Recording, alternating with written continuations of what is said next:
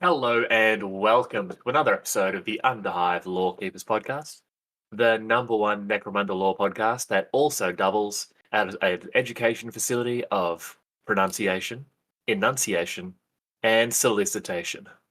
As always, I am Spamuel, and to my right, the mealy mangling Manvant himself, Nathan. How are you, buddy? I'm very good. How are you? Apparently, I'm a teacher now. Is that the one that you're picking up on, not the solicitation? No? I'm teaching solicitation, so I like to think of myself as like a professor of dumb. I couldn't think of No, anything. that's good. Yeah, let you carry the conversation and see it take you down the carry tit hole, which turned out to just be a sewage pit. Yeah, good work. No, really good, mate. Well, it's kind of like most of my 10th edition army lists, but that's a different rant for a different podcast. I really like that, actually. That's quite funny.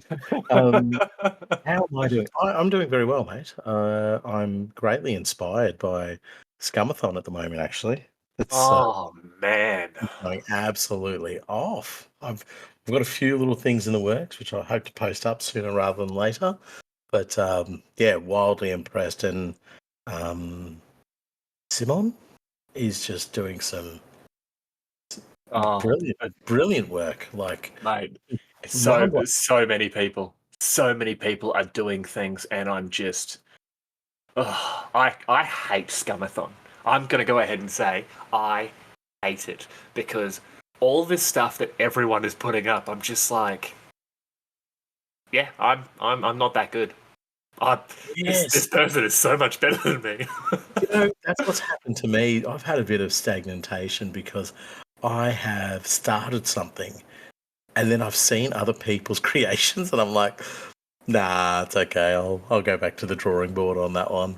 So Oh, yeah, and as well as Adam or Power Hungry Monkey, 84, yeah. His stuff is just mind blowing, yeah. and like it was the one miniature that he made with sort of, I don't know, it's like the dreadlock cable type things coming out of its head, and I saw that and I was just working on something. And I'm like, oh, okay, then I'll just go throw that back in the pile of misery that I've created and try something new. So yeah, no, Genuinely.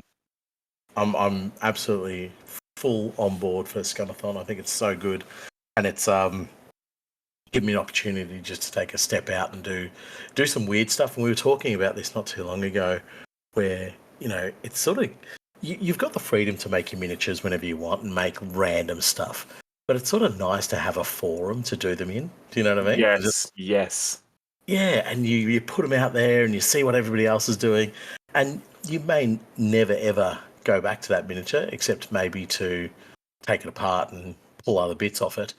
But having the capacity to throw it out there in the world in an environment where everybody's looking for this stuff, it just, I don't know, it sort of formalizes the process of your creativity. But it's also the fact that all these other psychopaths that are making these other just insane kit bashes, everyone's on the same platform of just like, oh man, look at this head. Oh my god, look at this arm. Okay, I can build a whole miniature around these two parts. And yeah, no, I feel ya. I feel like sometimes you make something and you're just like, oh, am I sure about this mini? And then you're seeing 10 other people with like the same idea, but just Yeah, different flavors. Like, yeah, there's been so many Tau put out there, including, our mate Tom or the One Punch Orlock. Like there was another dude. Someone put it up, and I'm gonna feel so bad because I just kept saying how much I loved it. A bunch of people messaged me about it on the Instagram. Were like, "Oh my god, how good is it?" Like, oh, I have to find it now. But yeah, then, find it. like Matt from Hive Market Miniatures, he's doing some killer Tau as well. Yeah, And yeah, well, basically, I'm not going to find it right now because I'm going to spend the next 40 minutes being like, oh my god, and this miniature. Oh my god, and this one. And in fact, there was one, and it was below average painter JT, who did like this ogre monster thing that has been cutting off like the hands of its enemies and then nailing them to its own body. Yes. And I'm just looking, I'm like, this thing is gonna haunt my nightmares. I love this. And I messaged it, I'm just like, mate, this is phenomenal. But Scummathon, everything about it is fantastic. And so many of our people that we've become mates with through the podcast and, you know, people we follow on Instagram that are doing just amazing work. And it's awesome. It's awesome. You know what's not awesome? Not involved, get involved with it. Yes. You know what's not involved? Not awesome? Not everyone's involved. So I think today, like, we're recording right now, and it's the last day of Scummathon. It is too, isn't it? Yes. Yeah.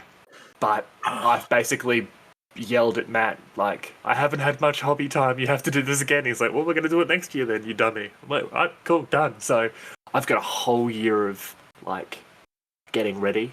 And then, in other words, you'll wait till the last minute. Yes.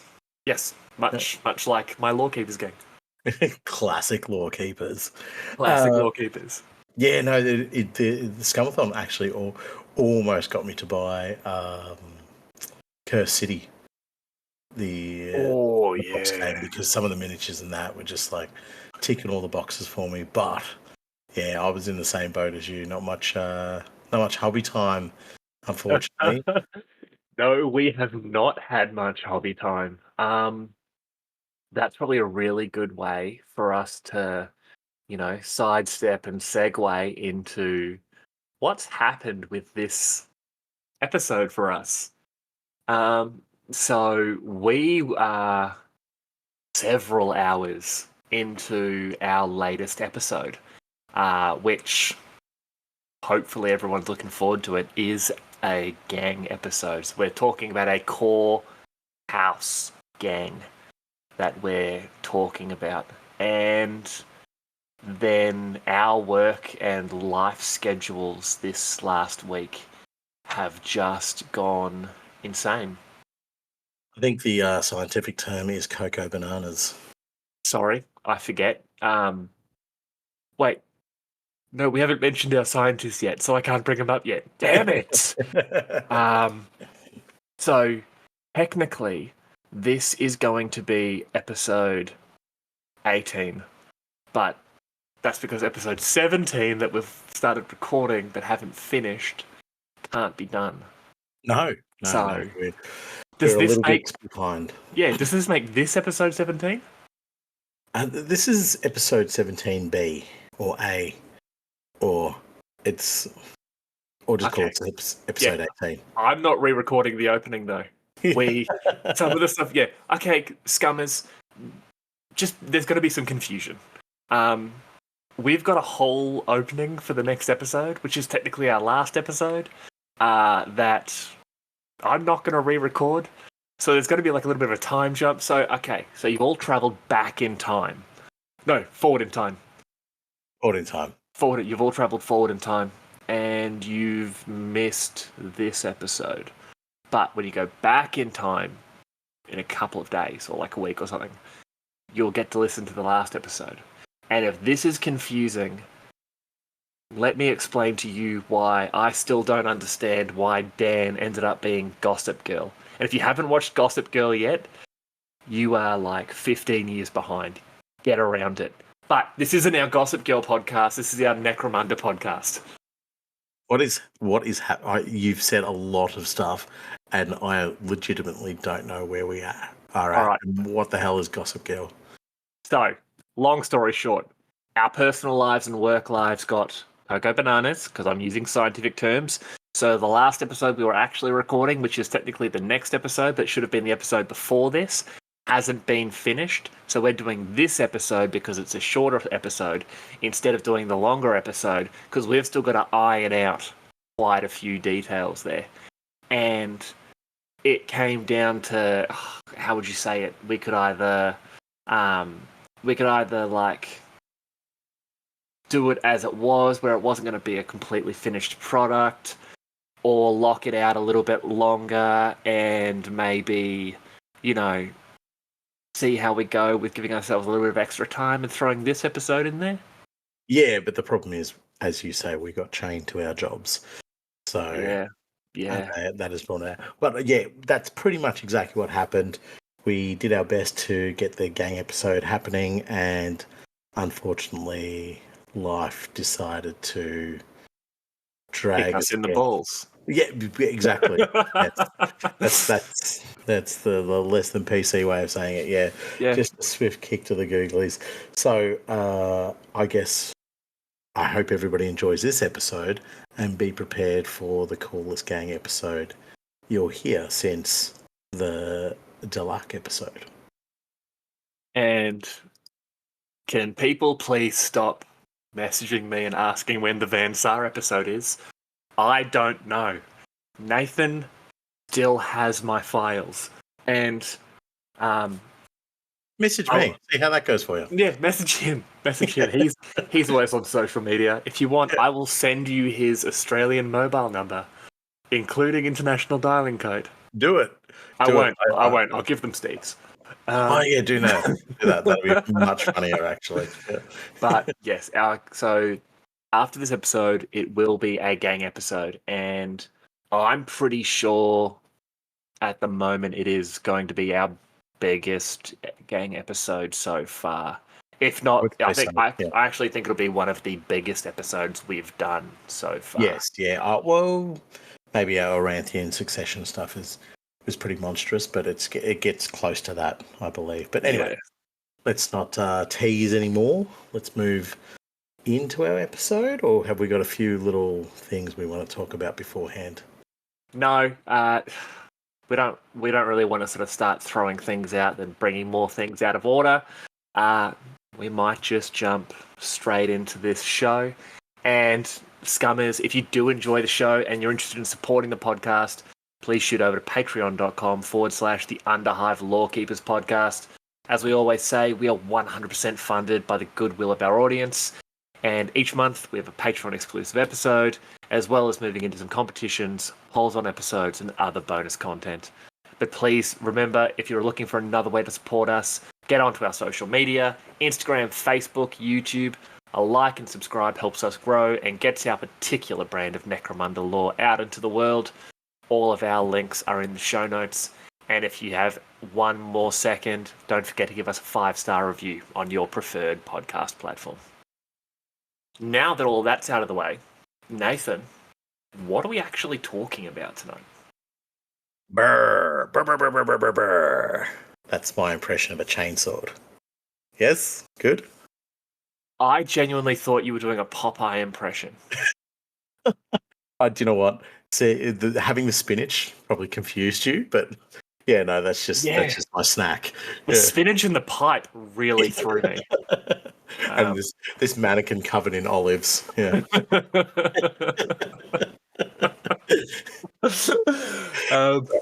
Anyway, yes, our episode. Gang idea. Sorry, go. This episode is about chain weapons in and on Necromunda.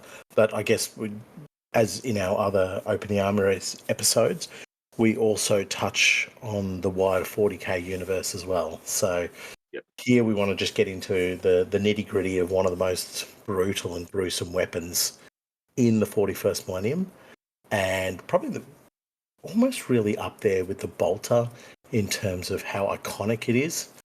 Yes.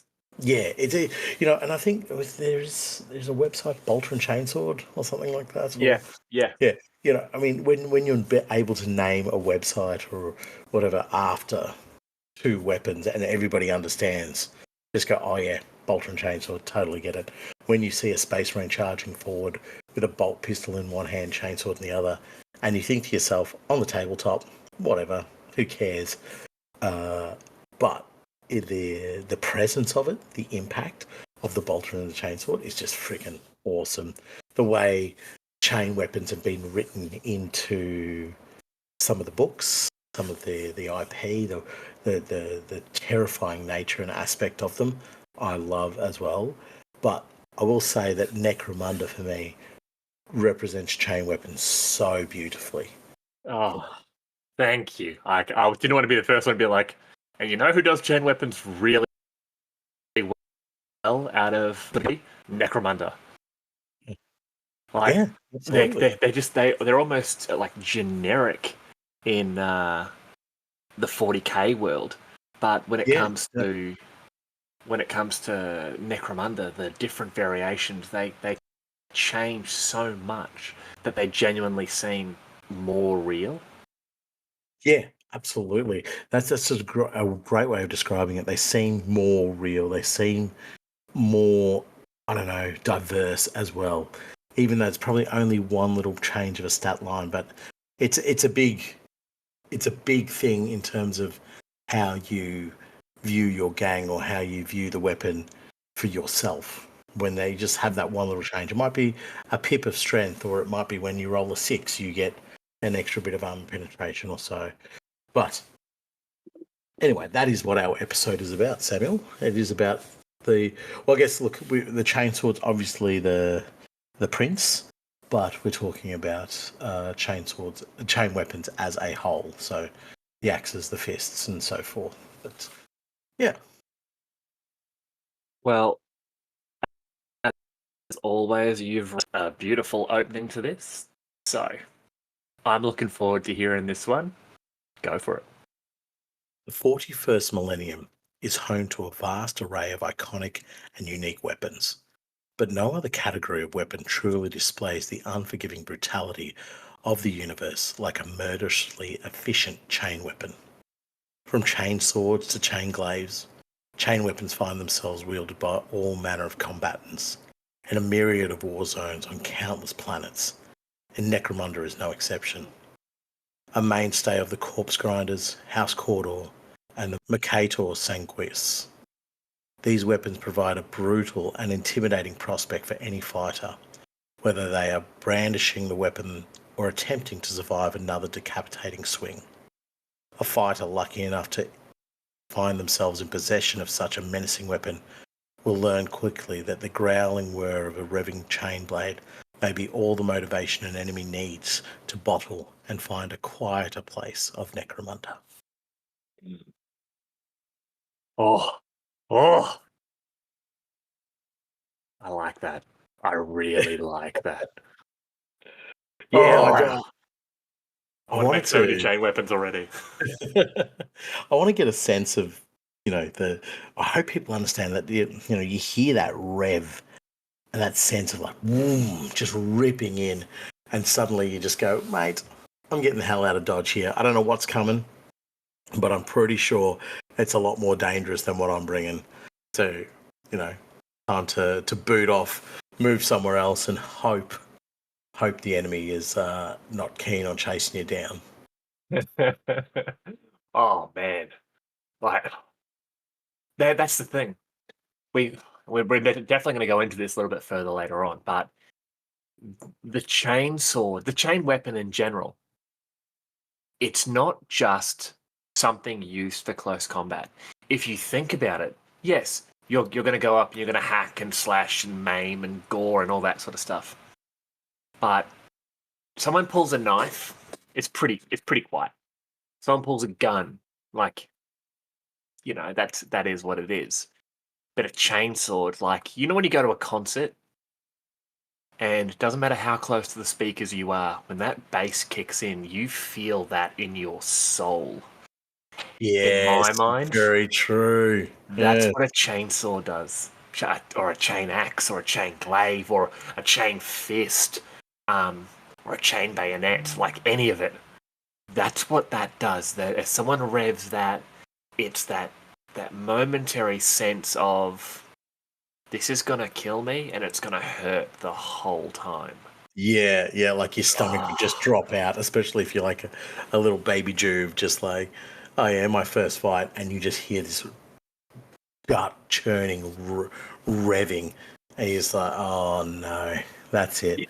you're some corridor nobody, Yeah. and you're just like, oh yeah, the God Emperor is going to protect me, and there's you and 17 of your closest Juve mates, and it's your first fight, and you're your gang brothers, and they're like, yeah, no, you'll be right, mate, you'll be right.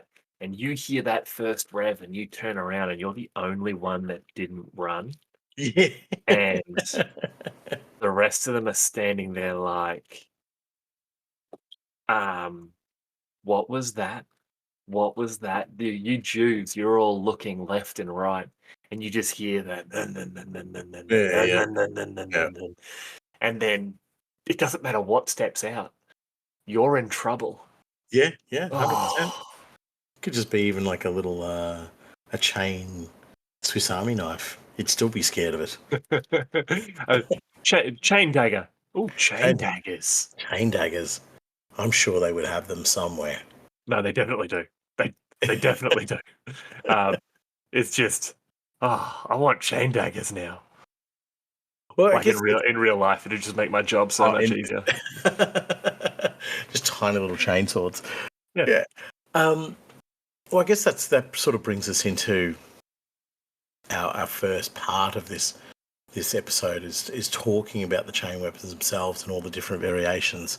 But there is a definition for them, and the Malkadorian dictionary actually defines chain weapons as any class of weapon that possesses motorized biting teeth that saw and slash through the enemy.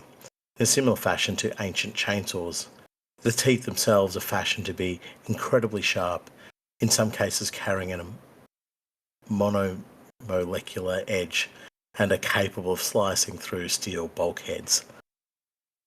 I said that pretty good. Monomolecular. Monomolecular. Yep. Done. Perfect. Hey, like First I time said, every time. we're teaching people how to speak here. We're doing the God Emperor's work. Yes. Yeah, I love that. Also, the Malkadorian dictionary, sick. But That's a real thing. I didn't just make that up, I promise. is it really? No, I just made it up, of course. Oh, okay. Well, the key point here is, yes, it is a chainsaw. Every modern day person knows what a chainsaw is. And if you don't know what a chain weapon is, we're obviously going to go through a lot of them here. And like we do with all of our Open the Armories episodes, we like to talk about the origins of the particular weapons that we're talking about.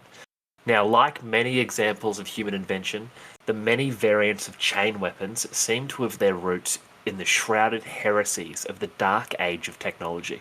Accordingly, many of these various weapons saw consistent use in the armoured fists of techno-barbarians during the Age of Strife, and then among the Emperor's own armies during his Thunder Warrior's brutal conquest of Terra during the Unification Wars.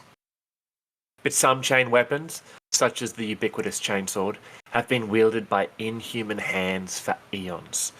Several Xenos races have borne such blades into battle, even in the ages where mankind could only look up to the stars with spears in their filthy hands.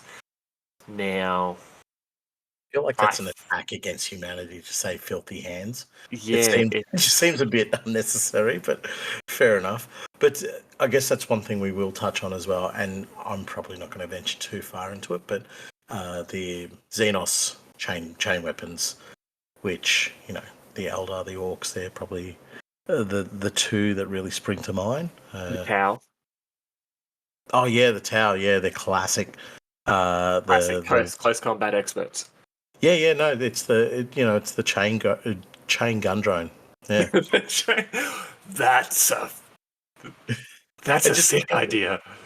Just around the edge of it, it just has the blade like around the rounded part of the thing, and just flies at things like a frisbee. Did you ever watch that? I actually think it was a British series, like BattleBots or something. Yeah, yes, yeah. And it was hosted by Craig Charles. He played David Lister in Red Dwarf. Oh yeah, yep.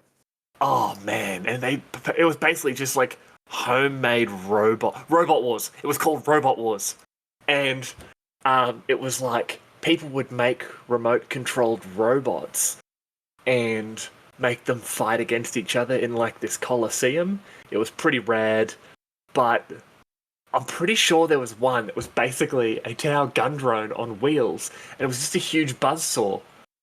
I sort of remember that. The one I remember from that show is the flippy one. It would like drive in Vroom, and then vroom, yeah, vroom, and just flip vroom. people, Yeah, just yeah. flip the other machines. I was like, well, that's innovative, if not not very sportsmanlike, but they are robots, so what do you expect? But yeah, the less commonly used Tau chain drone is obviously one of the big Xenos ones we're going to talk about. Chain drone. I love that idea. I really want to do close combat Tau Necromunda gang now. But, okay, yes, In a yes. Necromunda environment, so In not a only Necromunda environment.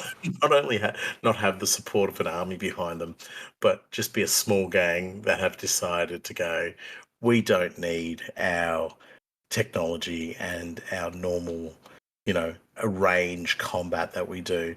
We're going to get up close and personal up against a corpse grinder guild or a Goliath gang. Yeah, no, good one, boys. Yeah, Really, I love really it. clever. Because you do them without an ethereal. And then they're just, but all Tau are dumb dummies when there's no ethereal around, except Farsight. And I'm pretty sure he's a demon. But this is not our Tau podcast. That is Tau Talk with Oshovar Nath and Shaso Spamuel. That's right. I know Tau words. Yeah, you Suck it, do. nerd. I just like how you go, this is not our Tau podcast. However, I'm just going to say there, for all the Tau fans out there, your main special character is a demon. Anyway, moving on. Yeah. Yeah. Also, the Tower, the bad guys are 40k. But I digress. The Tower trash. Yeah. Chainswords. Yes, we've talked about Xenos weapons. Like the Eldar have had chainswords for like, I don't know, a million years or something. Yeah, I mean, obviously there's the Yeah, scorpion chainswords and so forth, but which is I guess they're we'll pretty sick. touch on them. They're good. Yeah, it's nothing like an imperial chainsword, but we'll touch on them a little bit later anyway. But then you got orcs. Orcs with their choppers. It's basically just a generic close combat weapon. I don't think putting chainsaw teeth on an orc close combat weapon is going to do more damage because if an orc is swinging like one of those foam fingers at you, like Go Sports Team, you're number one. You put that on an orc hand and he swings that at you, it's going to cave in your rib cage like an eggshell. Do you reckon the actual motivation and activation of the chain blade is? Do you know how the orc weaponry is almost? It's powered by emotions. Yes, yeah. I was going to say it's almost psychic, but that was a bit dangerous because I'd get some hate mail. But We get a lot of hate mail. we do, especially really do. when I have some opinions or pronunciations, it just comes thick and fast, doesn't it? But anyway, do you reckon the activation of the chain weapon for an orc would be driven by their emotions, or their psychic ability, we'll call it? This is technically still Necromunda related because there are orcs on Necromunda. Yeah, absolutely. No. I think simple mechanisms such as chain weapons, with you have your mechs that with the ingrained knowledge. I actually love orcs. With the ingrained knowledge that the old ones have put into that sort of genetic sort of legacy for the weird boys and the odd boys and that sort of stuff. Simple mechanisms such as a chain weapon, I believe, would be put together, would be built, would be fueled, would be powered. So, for example, a human, if they were able to wield said weapon, would be able to wield said weapon. Yeah, I was just more interested in your opinion or your thoughts on it. And since you don't agree with me, I'm just going to ignore it. You didn't want my scientific breakdown of the mechanical capability of orc odd boys? Yeah, definitely scientific breakdown. That was really good. I took Orc notes good. and everything. Oh, good. Mushroom very killy. Yes, I get it. Mushroom dead killy. Yeah, mushroom 10 killy. That's actually going to go on a banner for my orc and goblin army for fantasy, I think. This is a risotto that will make you go swatto. I can't think of anything. That's rice. Are you talking about a mushroom risotto? Is it the only Yeah, buddy. risotto you've ever eaten? Yeah. Yeah. I don't eat mushroom. I genuinely don't eat mushrooms. Don't you eat mushrooms? No. You even say mushrooms are the best thing ever. Incorrect. Quick poll, everybody. Let us know. Mushrooms best thing ever? Yes, yes, and definitely yes. That's your 3 options. Are you saying mushrooms are better than like mango? Yes. And that Mate. has been another episode of the Underhive Lorekeepers podcast. This is our last episode, as I'm apparently doing a podcast with a mango-hating moron. They were all M words. M words. Really well done. All right, just a quick derail, and this is only going to last 30 seconds, so you can skip it twice, and you'll get past my derail. You get yourself some mushrooms, you quarter them, you cook them till the juices come out of them, right? Then you throw your garlic in, you throw a little bit of butter in after that, and then cook them again so that they reabsorb the juices, and that is like heaven on toast. Okay, Do so yourself a favour. this is how you cook mushrooms. 1, you throw them in the bin. 2, you eat literally anything else. 3, I'm pretty sure we discussed this when we were talking about Big Crumb on our Patreon episode. Did we discuss mushrooms? I'm assuming we did. That was a great episode. It was a great episode, but you're wrong. Anyway, back on the re-rail. Chain weapons. Chain weapons. Let us get to the most famous and bestest of chain weapons. The mighty chainsword. A chainsword is a common form of chain weapon, essentially a sword with motorized teeth that are run along the blade like those of a chainsaw. Most versions make use of monomolecular edged or otherwise razor-sharp teeth. Perfect. And just for everybody out there, yes, I'm struggling with that word. But anyway, the weapon makes an angry buzzing sound as the teeth spin around, intensifying into a high-pitched scream as they grind into armour. It is a popular weapon of Imperial Guard officers and boarding and assault parties, such as Space Marine assault squads, Chaos Space Marines, especially Raptors, Elder Striking Scorpions, and Pirates. I like this read about the chainsword. Yes, we get we sort of touch base on what it's about and so forth. I can't say I'm completely sold by the words of an angry buzzing sound. No, that is definitely a typo. Yeah. I believe that it was. Hey. You've actually misread it. What it says here is the weapon makes a sound of bowel loosening terror. Yeah. Like I don't believe someone can hear a chainsword going off and be like, "What is that angry buzzing?" Like someone's shaking a paper bag full of bees. No, it's a chainsaw. It's a visceral. It's a visceral, guttural roar. Yeah. Like it's that diesel engine of just run, run, run, run. Yeah, absolutely. And I guess we can talk about the chainsword here is, when you have a squad of assault marines coming down on top of you, you're hearing the roar of their jetpacks and you're hearing the absolute roar out of that chainsword as well. Now, take it away from the battlefield and put that into a city street, and you just hear a single chainsword, like the noise reverberating off the walls of this tiny little alleyway. And I'm sure most of us have heard a chainsaw being used to chop down some trees or chop up a bit of wood or whatever. If that's an enclosed space and the sound's just bouncing around, that would make you just go, uh-oh, I'm in trouble here. But the chainsword, now, what a weapon. And as we discussed earlier, it was around during the Age of Strife. It was around during the Unification Wars, in many sort of probably different iterations and so forth. But as I also said, it's such an iconic weapon. It is something that has been there since day dot of 40k and day dot of Necromunda. But look at what it says here from that read. It is a popular weapon of Imperial Guard officers and boarding and assault parties. This goes back to what we mentioned before.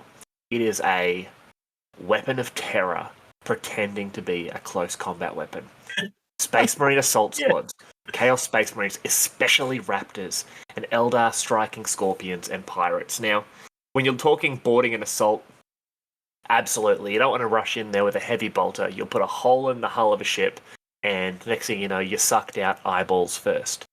But you get into the close, cramped confines of a ship or an underhive, or the hallways of a space station, and you're swinging around a chainsword that is just ripping and tearing through the flesh and clothing of anyone that comes close enough. Like, you're 6 or 7 guys back. I don't know about you, I'm running. Yeah. And I'm already running because the moment I find out I'm up against Astartes of any description, I'm just like, well, this cause is wrong. I would like to surrender and volunteer for light to heavy treason against my allies. It's It's something you made me think of something just then. With the chainsword, if it gets wedged or caught, it's still dangerous. The blades, the teeth are still sticking out and it's sharp and potentially still cutting through whatever it's caught on. But say if it's like a blade gets stuck on something, you've got to actually make contact with that cutting edge, whereas the teeth are still going. They're still trying to cut through whatever they're wedged on. think about this. You're you're a pirate, right? Yeah. I'm not even going to make you an Astartes here because 99.9% of situations, Astartes, you just win. Yeah. You're a pirate, and you jam your chainsword through the gut of the first poor bastard that you come up against when you've gotten onto this space station. He is now a screaming human shield with your chainsword through him that you're literally jamming him into people, and your chainsword is still able to attack the person behind him. Are you okay? Like it's become a shield spike on the world's most terrifying shield. No. It's become a kebab. Yeah, you're able to kebab people. But that's the thing.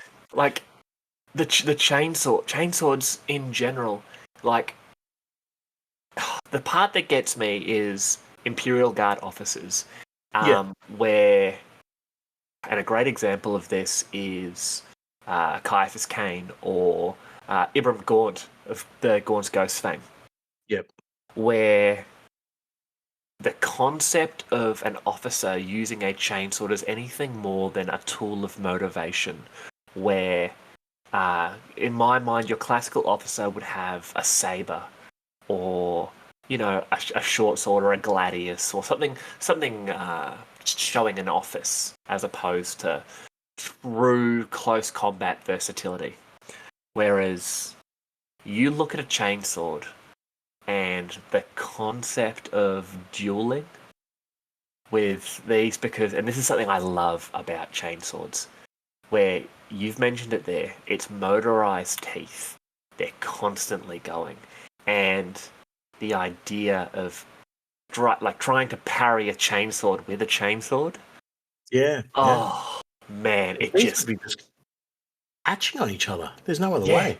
Well, So imagine a parry, right, where you've hit one blade against the other, but then there's still movement and momentum there.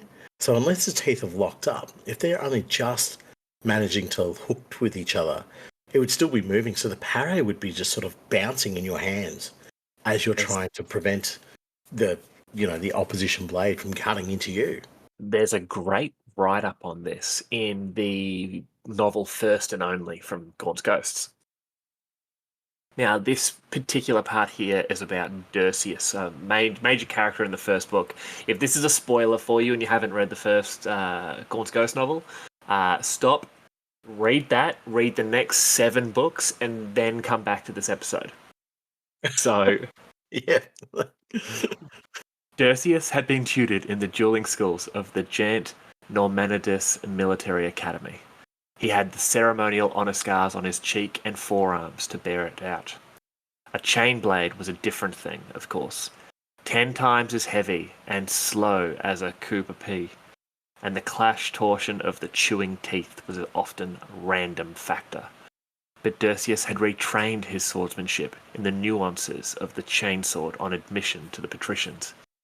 A dual chainsword to chainsword was rare these days, but not unheard of.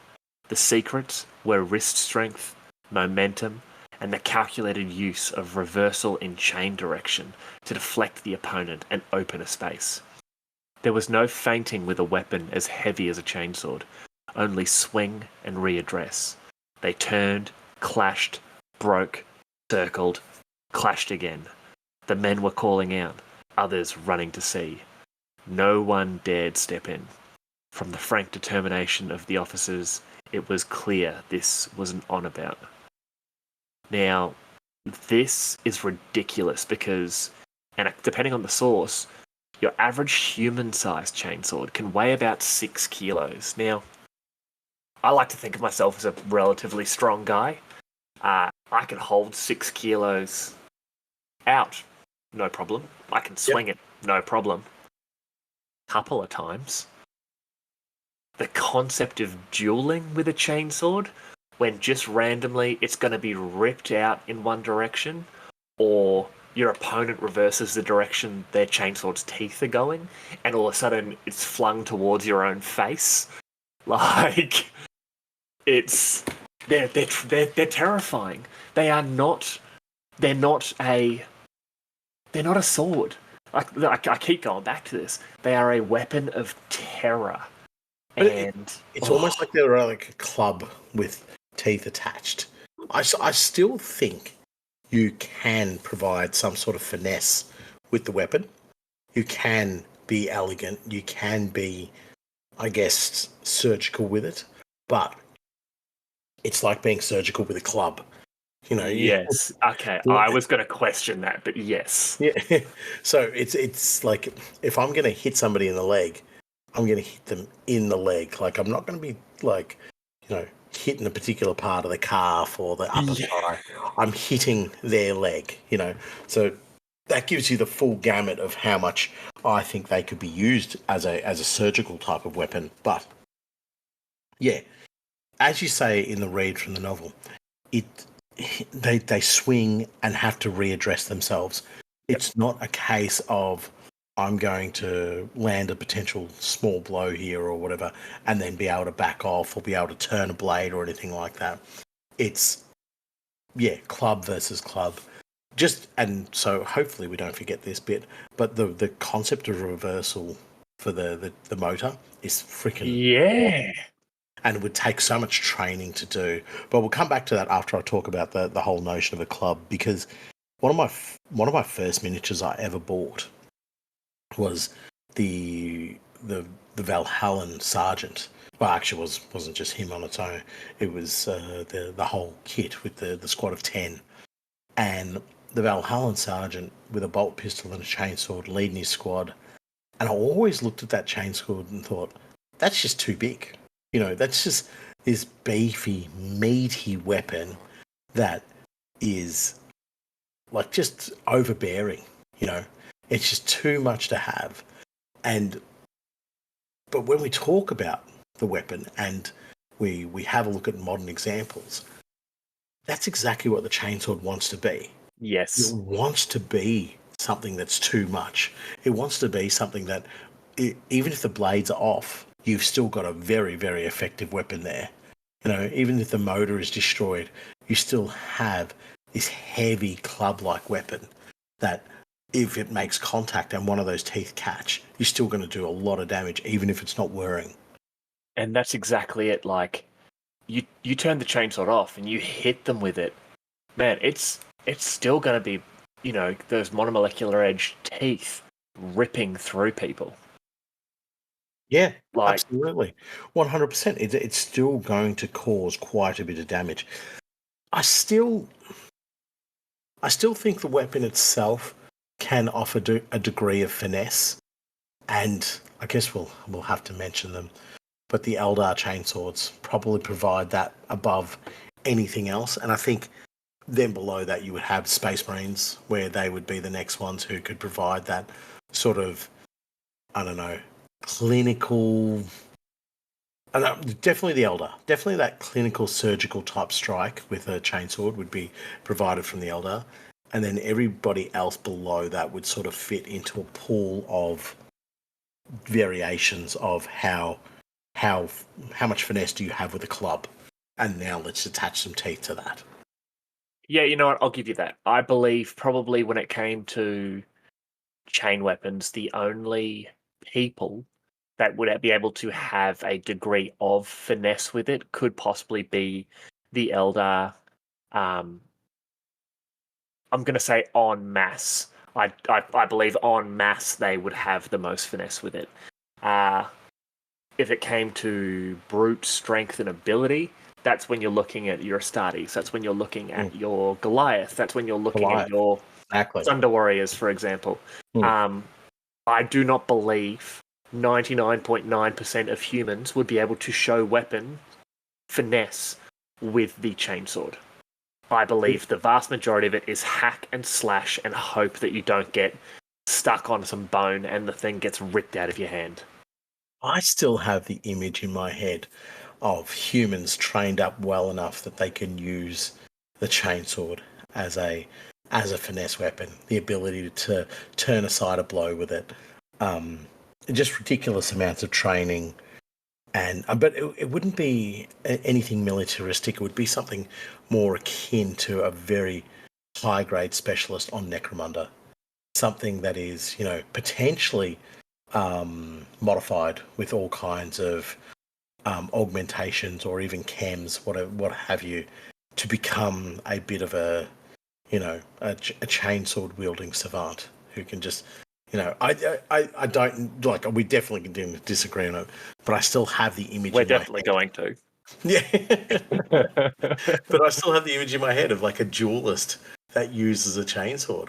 Not and in a manner that actually displays finesse and grace and almost like a gentle touch with it.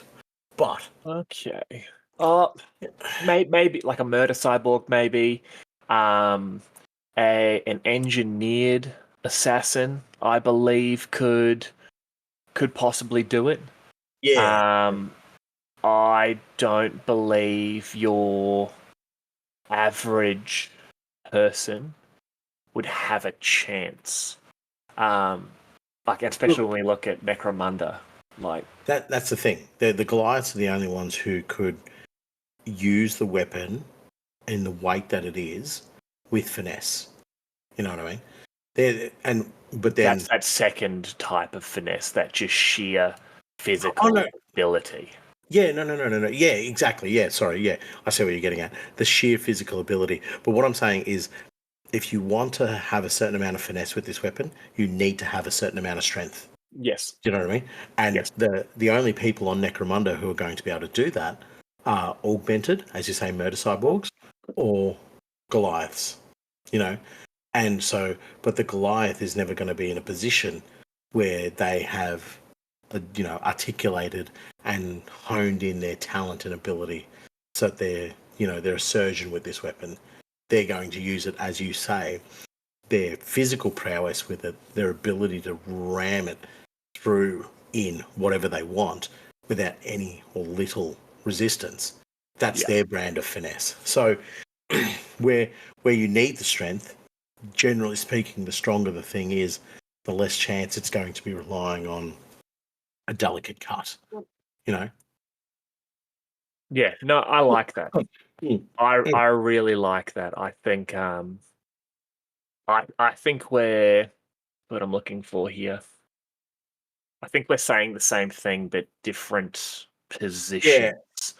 Yeah, Um, I think so too. I still have a, a fanciful idea of a human on Necromunda being able to wield it in a delicate way. But the other thing that I like about Necromunda's representation of the chainswords as well is, and especially the anything from N17 onwards, is that the chainsword is represented in human scale. You know, yes. so, and now we're talking about the miniatures here, and probably the artwork as well. Definitely the artwork, but definitely the miniatures. Is we begin to see these chain weapons that are built for Orlocks and for Escher, and built for all the different gang types, even the Cawdor as well. One of the main users of the chain weapon. Their chain weapons in the hands of Astartes almost look like your chain dagger we were talking about. You know, smaller, more compact in the hands of a Space Marine, but on Necromunda, these are the pride and place. These are the big, chunky weapons. The only ones that come close to having something that is more like an Orc chain weapon or an Astartes chain weapon are probably the Orlocks. Oh, sorry, not the Yeah. Orlocks, the The Goliath. Goliaths. Yes, Yeah. the Goliaths, yeah. And even then, the chain heads they use are still quite small. They're not like, these broad-faced swords or two-handed chain swords or anything along those lines. They are still quite small areas of chain weaponry. Do you understand what I mean by Yeah. that? Yeah. I really The, like the what you're actual saying there. the cutting edge is actually quite small. Yeah. So yeah, the Goliath are probably the best exponents in terms of using something that is, as we were talking about, something that looks like a club, and everybody else is modifying the weapon to suit the physical nature of who they are. Of all the chainswords, 'cause we are talking about chainswords, so we'll Yep. run it back to chainswords there. Of all the chainswords from the Necromunda range, in your opinion, what's the best looking one? For me, just because it has a very unique flair to it, it's probably the Eshel one. Yeah. The what was the name of it? The Siren's Wail. Just because Yes. it's very unique looking. Plus, it's a chainsword, and in a way, in a fashion that actually looks I don't know, semi impractical. Do you know, with the extra sort of cutting blade at the tip of the blade, basically, Yep. and yeah, the way the blade is shaped, it's more about the form of how I kill you rather than the function of how I kill you. Mm. Yeah, Well, if we're and talking about yourself? the sheer ridiculousnword of the chainsword, Clovis the Redeemer, that whopping big eviscerator that he has, That's not a chain sword. it's just a big chainsword. It's a two-handed chainsaw that he's swinging around with one hand because he's got a book in the other one. Oh man. Oh, Yeah. yeah. Okay. No, it's ridiculous. I think. Okay. Yeah. That's fair enough. It is a chain sword per se, isn't it? Yes, it is. It is a chain sword. Yep. I was Yeah, trying to man. think. There's a two-hander, but then yeah, I guess that's another thing as well. Is eviscerators are a whole different kettle of fish. I would They still class them as a chain sword, just a bigger version. Oh no, but the way that weapon would be used when I was trying to draw you over to the side of can a chainsword be used with finesse, an eviscerator doesn't matter whose hands it's in is not being used with finesse. It is just Um, a gore maker. I would like to direct you to some of my favorite gals, the Sisters Repentia. They're not using it with finesse, mate. Yeah, they are. It's it's the finesse of just swing, swing, swing. Yeah, okay. Just big circles, just big circles, Do you reckon that's a mantra in their head? Swing, swing, big swing, cir- swing, swing, swing, swing. swing for the emperor, Yes. swing for the. No, you'll never sway me on this or swing me on this. That the eviscerator is not a finesse weapon, even in the hands of Gabriel Seth or whatever. It is a Ooh, stomper outer. It is a you you are yeah. talking about quite possibly my favorite chain weapon of the entirety of 40k when you mention Gabriel Sith. Yeah, okay. What's his little toothpick called? Blood Reaver. Blood Oh, Reaver, that's the one. But well, even in his hands, it's not, the eviscerators are not being used like that. There ain't a single thing in the 40k universe that is using a two-handed chain weapon with finesse, grace, and a surgical strike. It's all, you know, effectively a giant mace being swung at the enemy, and the teeth are doing the damage. firstly, challenge accepted. Secondly, Hey, quasi gang idea. go on. So I don't know how I'd do them, um, but picture. I want to almost say maybe Slanesh aligned Venators, so you could sort of start them out with chain weapons, where you would almost do them as what do they call? I want to say almost like Techno Ronin, where you would have them with these huge, elaborate, and ornate chain weapons, where they're obsessed with that perfect cut, that cutting the head off the enemy in a single swipe to sort of end the fight. Do them as like duelists. That's freaking awesome, by the way. I love it. Yeah. So it's Almost warrior monks, but yes, I'm trying to think of the word here. Obsessive warrior monks who were in their mind the perfect kill is the sort of tenet of their form of worship. These are quickly turning into a corridor gang.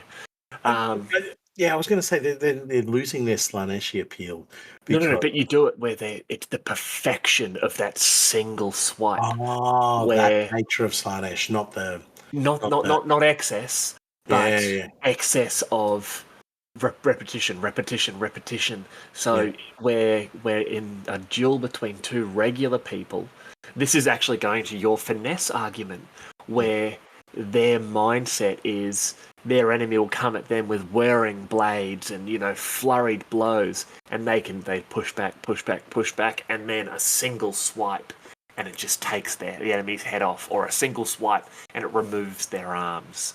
And I've ended this duel with a single pass. See, I'm as you're describing it, I'm almost envisaging the fact that the weapon is used. You could almost use it as like a block, like the block of the weapon would be enough to kill because you've got the whirring blades, right? Yes, So somebody yes. comes in at you, and if you were using, say, a power sword, right?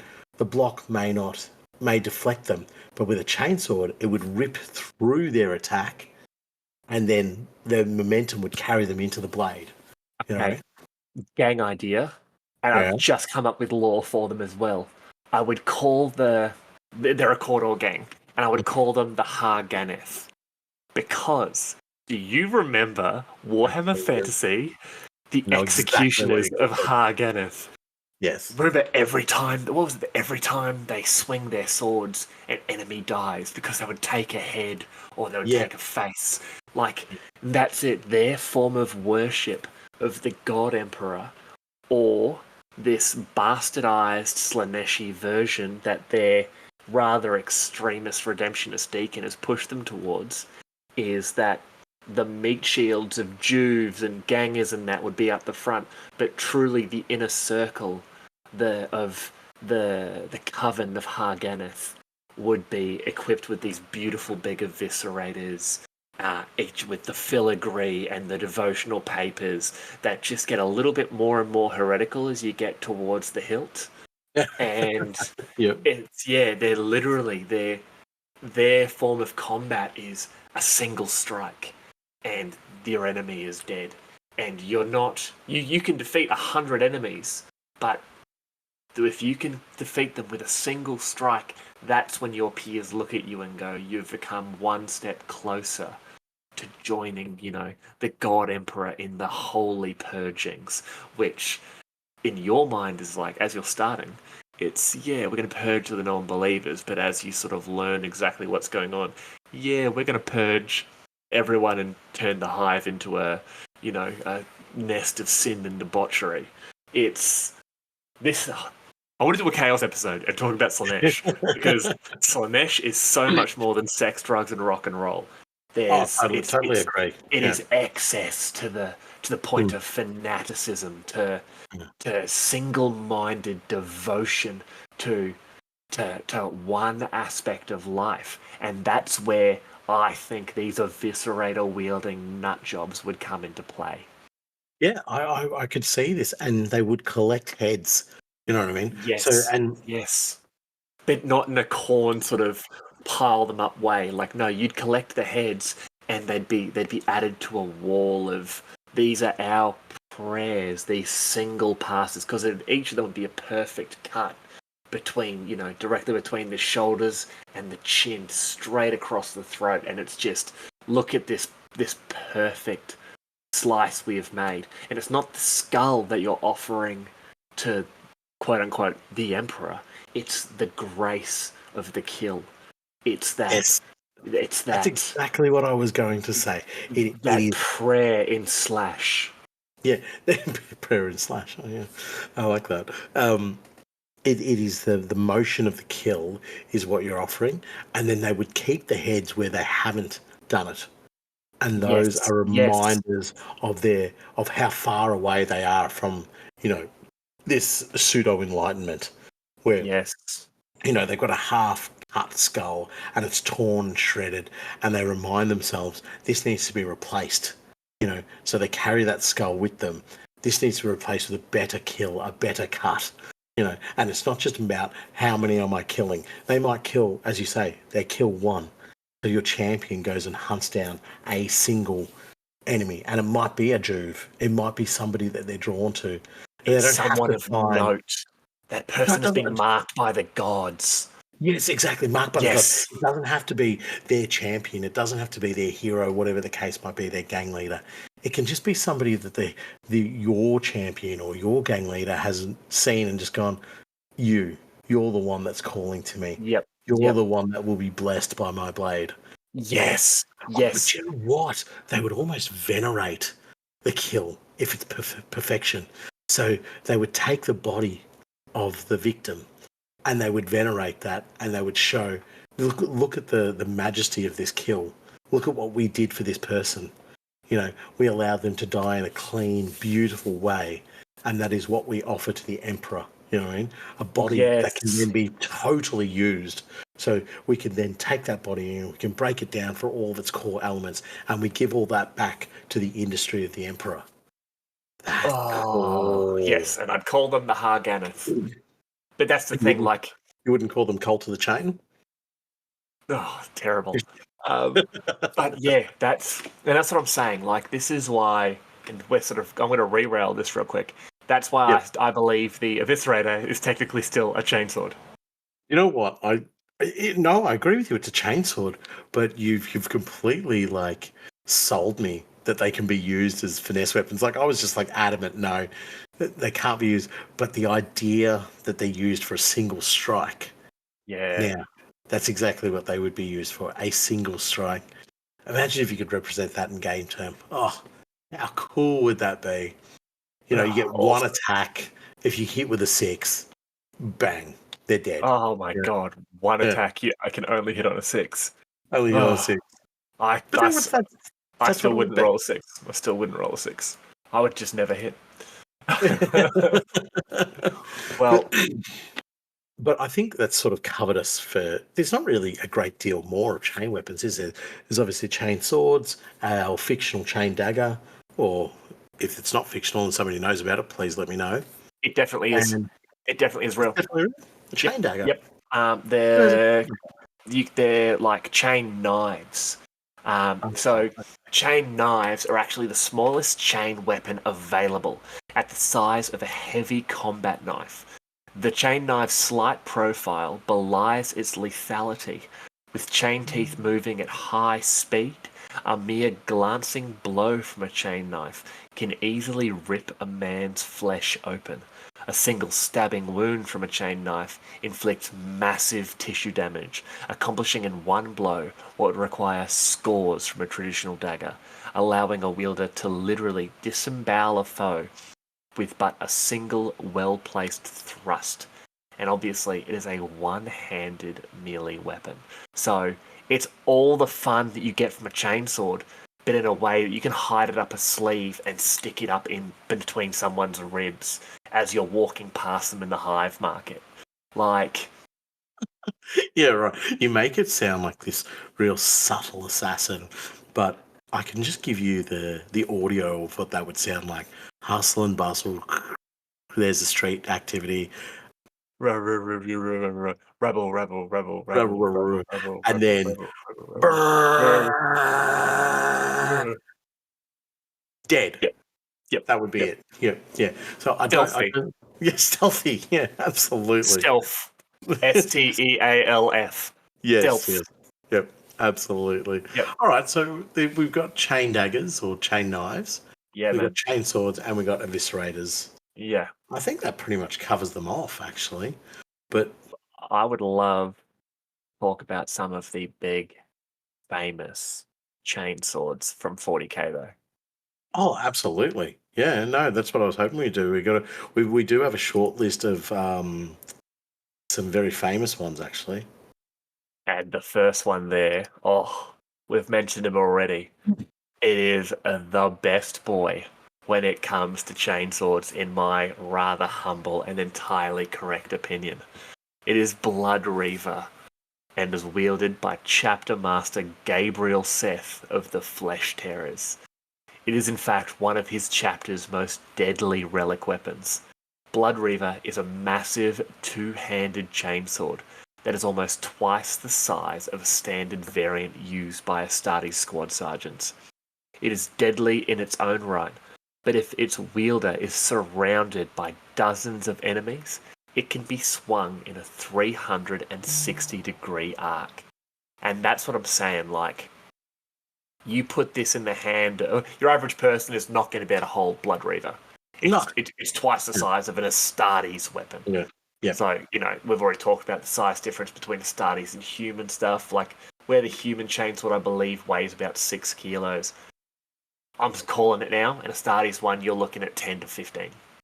At least, I would believe. At least. I was drifting closer to like 18 kilos or something like that. Well, absolute beat stick.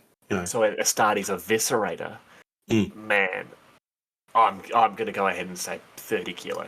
Yeah, I would say so. Absolute beast of a weapon, and again, this is where I draw the notion that an eviscerator can't be used as a finesse weapon. When we read the stories of Gabriel Seth, when we hear the stories of Blood Reaver, it's not designed for that. It's just designed to stomp left, right, and centre. But the one I'm going to actually talk about, the one that I actually really love, but it's attached to an Imperial Fist character, Boo. Boo, my apologies, Boo. Is actually Storm's Teeth. Oh, yes. And there's something about a Primarch wielding a chainsword. There's so many other variations and options and so many other things that are more powerful. Like, why are they not wielding a power sword or a power fist or, some other more dastardly powered weapon? Power knife. Power knife or lightning claws or something like that. But instead, Rogel Dawn's wielding Storm's Teeth. And this colossal chainsword, wielded by Rogel Dawn of the Imperial Fist Legion, too weighty for anyone but a Primarch to wield, is said to have been crafted by the weapon masters of Inuit before the coming of the Emperor. Its razored teeth can shred metal, stone, flesh with ease. And while the Primarch of the Imperial Fist Legion has many arms at his disposal, some relics of far greater power, it is this blade which has served him faithfully for so long that he favours most. So there is this connection with it that says, I use this weapon not because it is the best weapon, but because it is the best representation of who I am.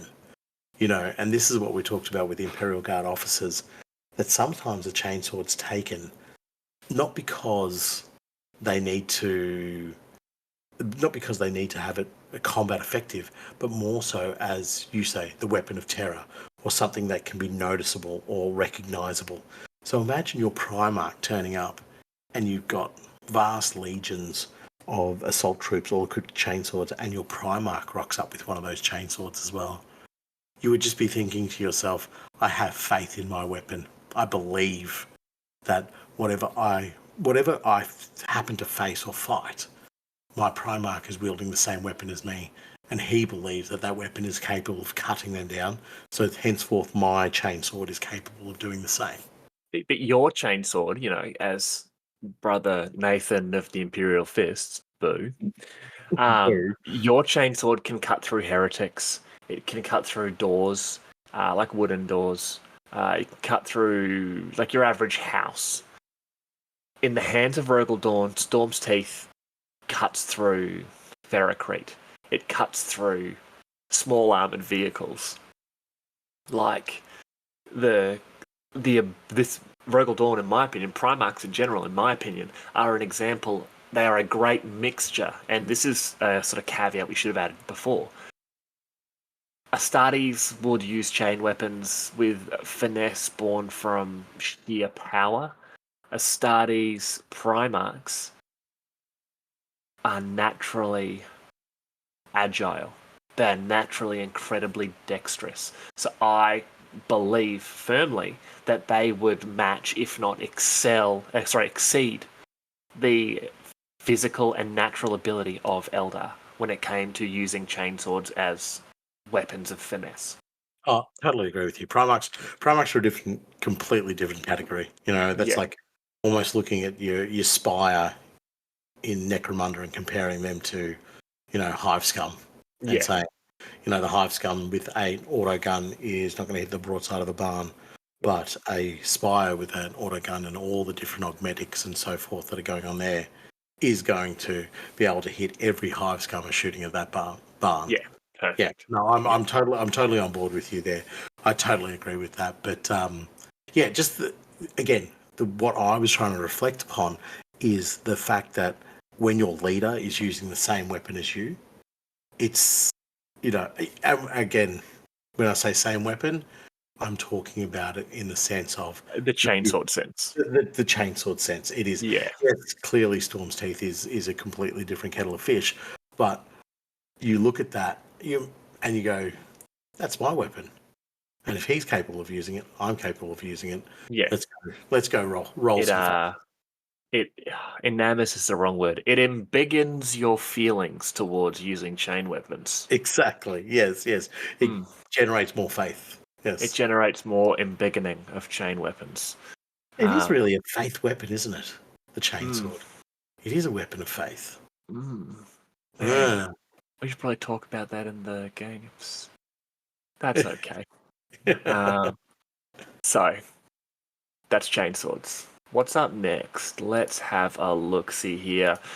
This one really, in my opinion, not as interesting. Just kidding. It's so much more interesting than chainswords. It is chainaxes. Oh! Now we're talking about weapons of terror. Oh, a chainaxe. It takes the form of an axe with a motorized monomolecular set of chainsaw teeth and is able to tear through both flesh and armor with relative ease. While a chainsaw may be wielded with apparent finesse, the chainaxe is a more simple and savage affair. The added leverage of the long haft allows its wide chain edge, made for a heavier strike with each blow, but with less control or precision.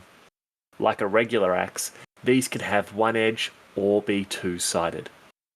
Each open edge contains its own chain loop, meaning that the double-sided version can still operate if one side is fouled.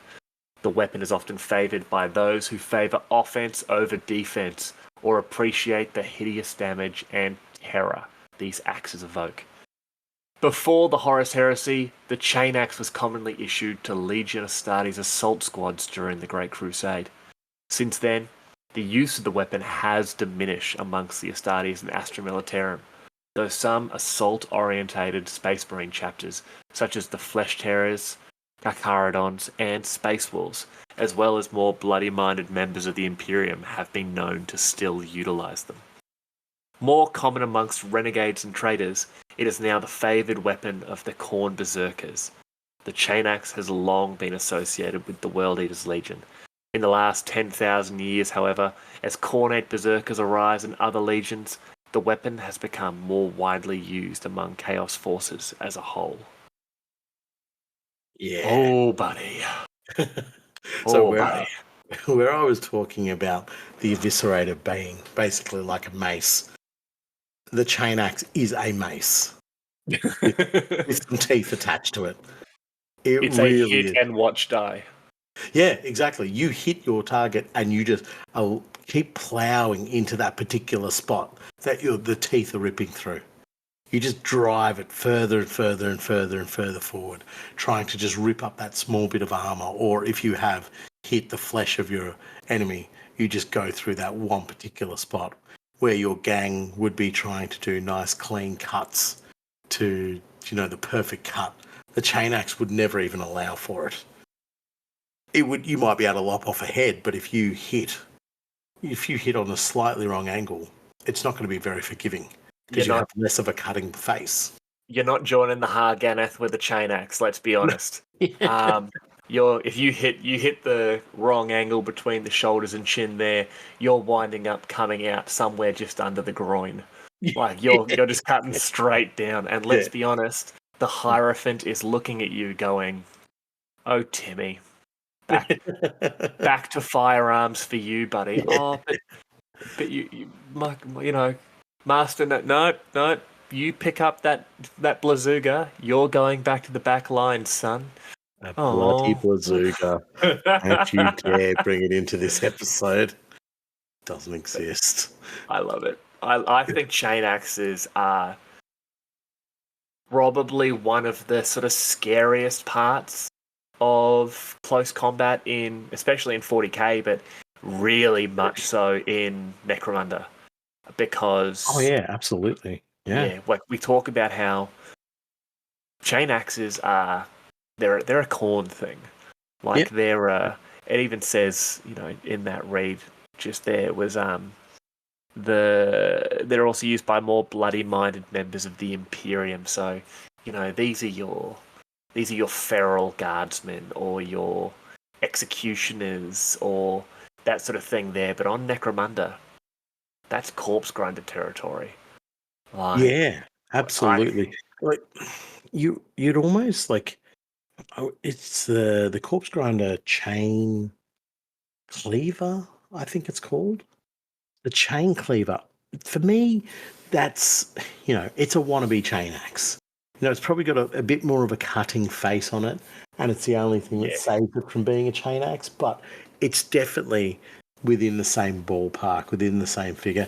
And any Juve wanting to hunt down a chainaxe, if you showed them a cleaver and a chainaxe next to each other, they'd go, well, it's sort of the same thing, isn't it?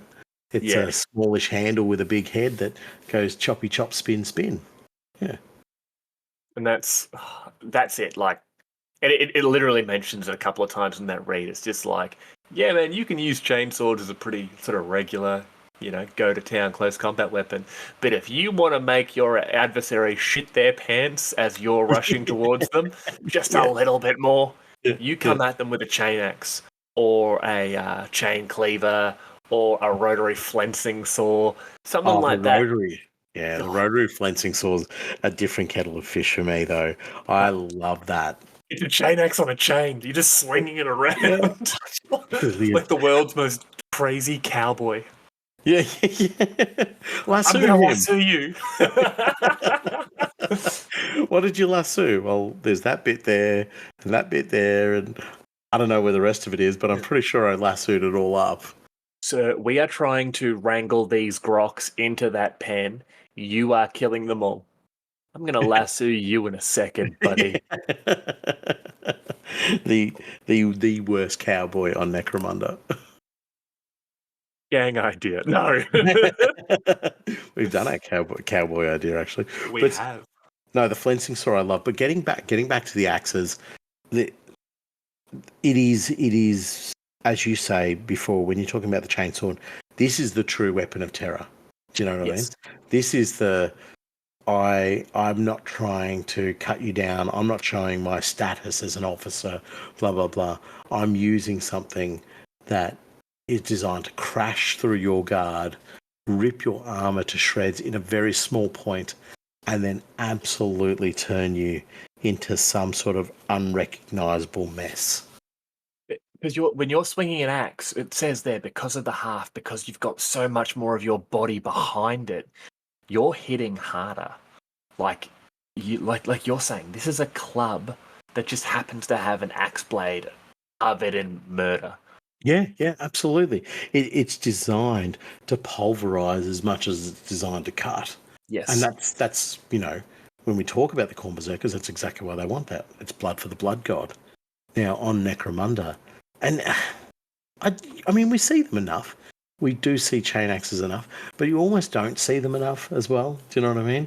I'd love to see, Orlocks equipped with them. I'd love to see, actually I've always had the idea of it, just purely for the sake of being different, but like a little chain axe hatchet type idea that almost like your chain dagger or your chain knife, and it's just a little hatchet, and I could see something like a Delacroix member pulling that out from under their robes, and they've just got this little little hatchety type thing just into the back of a skull, chop chop chop, thank you very much.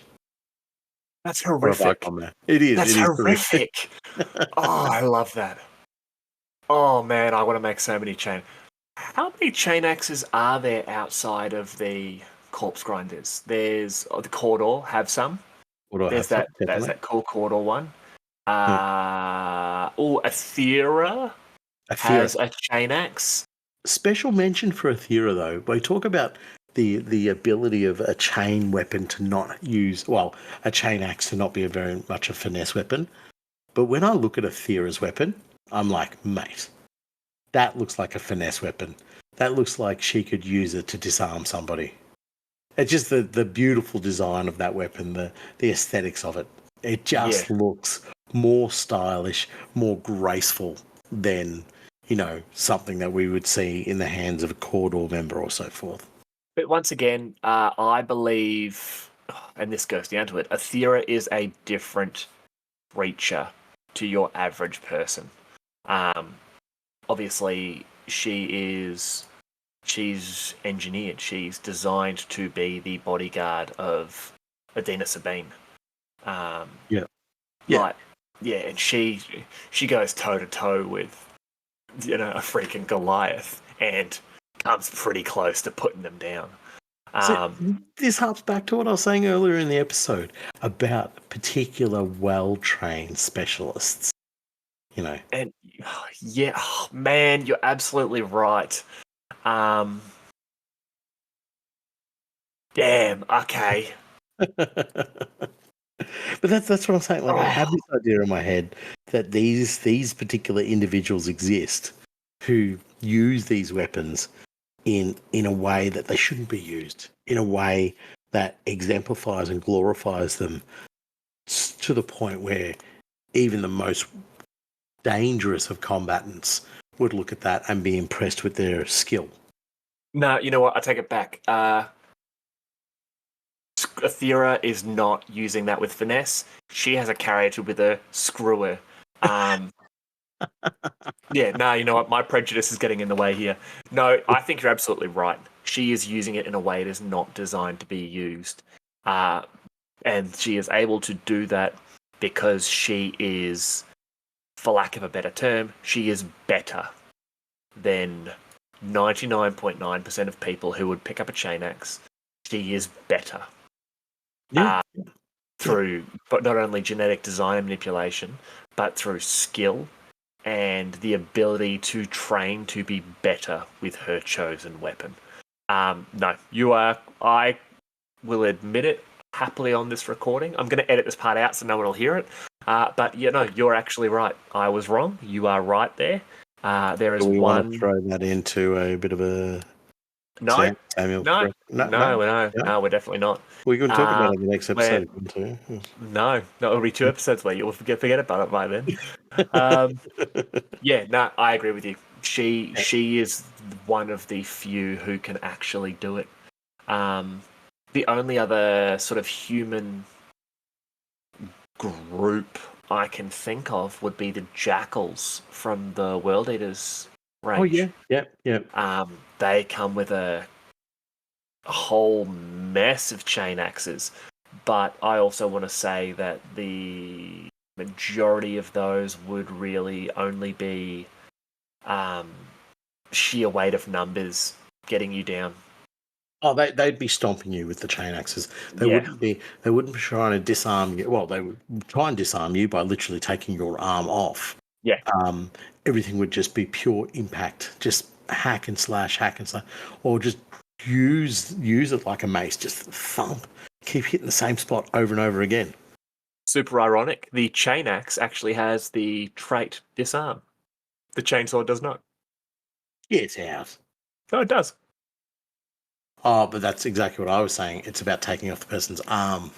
Yeah, that's how I'm viewing it. Yeah, no, it's the chainaxe is strength +1. The chainsword is strength 1. So it's just normal strength. They're both neg 1 AP and 1 damage. The chainaxe has disarm, merely parry and rending. The chainsword merely parry rending. But yeah, I actually think that by disarm it means you're cutting off their arm. Yeah, 100%. I guess that I'm just trying to say that to justify myself. But I guess the ruling there for the sake of the rule would be that if you were to hit your opponent's weapon with a chain axe, you would smash it clear out of their hands. Yes. You would. It just the impact and the force would just cripple it. Rather than, I guess, simply sort of having a parry against them or having a bit of a duel against them. It would just, as the rule says, disarm the opponent. Damn. Oh, I really want to do. I thought I was being quite clever about the disarm thing, but Yeah, yeah. You definitely were. You somehow put it into the rules. In fact, I'm looking at those jackals I've got here now. Oh man, I don't even need to come up with a gang idea for that. It's just my corn escher that I've already talked about. Yeah, no. Like, the weapon. I think definitely the weapons themselves are very easy to build a gang around the concept of them. Yeah. But it's the concept of why you're using the weapon and why it should form such a core value. So as you're saying with your Hageneth, that's exactly the reason why, because it's all about this beautiful cut with something that shouldn't really be making a beautiful cut. But the chain axe itself, I think it only really lends itself to brutality. It only really lends itself to absolute and utter chaos. But you think it could be used more as what an about its weapon? use in industry? Oh, that's where the flensing saw, No, not the industry of flesh, Hmm. but like there's that old adage that there's no wood on Necromunda, and I've always hated that concept. And there's talk, for example, in the Ratskin episode, that crazy sugarcane bamboo stuff. Yes, What's to say that you couldn't do a gang of woodcutters of That's cool. Yeah. So we know that there's enough fungus on Necromunda. Yeah. What's to say that some of it isn't grown to size? And then you have almost like this Underhive lumberjack crew who are cutting through these mushrooms to turn them into, then dry them, cut them into planks and use them for a building material. like we always talk commerce and capitalism is the sort of real big bad guy of Necromunda. Everything has a purpose. Everything has a point. So, could you, as a gang idea, do this crew of lumberjacks where their reason for taking part in conflict against others is to maybe to protect their trade routes, to protect their territories, like their growing fields. Their growing fields, yes. Yeah. I don't. Growing fields is the basic version of it, but I know there's another term for it. Is where they're harvesting, where they regrow their fungus and so forth. But I wouldn't even see them attached to a house. No, absolutely not. They're almost like unionized themselves, where they've decided the houses are either letting us down or they're the ones attacking us. They're the ones causing us all the grief. So we need to make ourselves separate to that. And what are we very proficient in? We're very proficient in using these big axes to chop down these giant, fungi that we becomes our pseudo wood. And so they're almost like a work crew. So you could have them. You could have them dolled up in a bit of high vis, orange jumpsuit type thing. Not quite prisoner, but the high vis, high reflective stripes on them, a bit of machinery that is all done up like a dozer or even just a cutting machine. Comes in, lops down the fungi, and then they would have pistols. But you'd keep a lot of their weapons would be like small arms in terms of they wouldn't really have even rifles like las guns or anything. They'd have like sidearms, really, is what they'd have. Yeah, and flamers. And flamers, yes, to destroy out underbrush and or just destroying all the stuff that they're not using. So they almost like compost it by burning it, move it on, get it out of there, and then basically create their a new patch of, I want to say soil, but it's probably not on Necromunda, a new patch of growing area, whether that be concrete or plasteel or whatever the case might be. But they would be definitely a unionized group, which I think is freaking awesome. I love that. That is freaking cool. And their juves would be, the apprentices. Literally do them as like apprentice lumberjacks. Arborists. Just call them the arborists. That's the word. Yeah, just do them as a gang of arborists. Then you could do... Honestly, they would have a scissor lift. I drive a scissor lift a lot of time at work, and I have so much fun on those things. Oh, right. Yeah. So I'm actually just going to start going around with I'm going to make a chainaxe, and I'm going to attack my apprentice. That's exactly what this show is all about. Yep. Let's work out ways for you to get sacked. Admit to the crime. Admit to the crime before I do it. Be outcast. Do crime. Yeah. But you give them proper like industrial equipment that isn't being turned into combat equipment. It's just still maintaining its industrial function. Yes. And then they're applying that into the war zone or into the battlefield that they're on to go, how can we use this best? So even like a little bobcat would be cool. That they just drive themselves around on little armored bobcat. I think it was Battlefield 2, Battlefield 3 or something like that.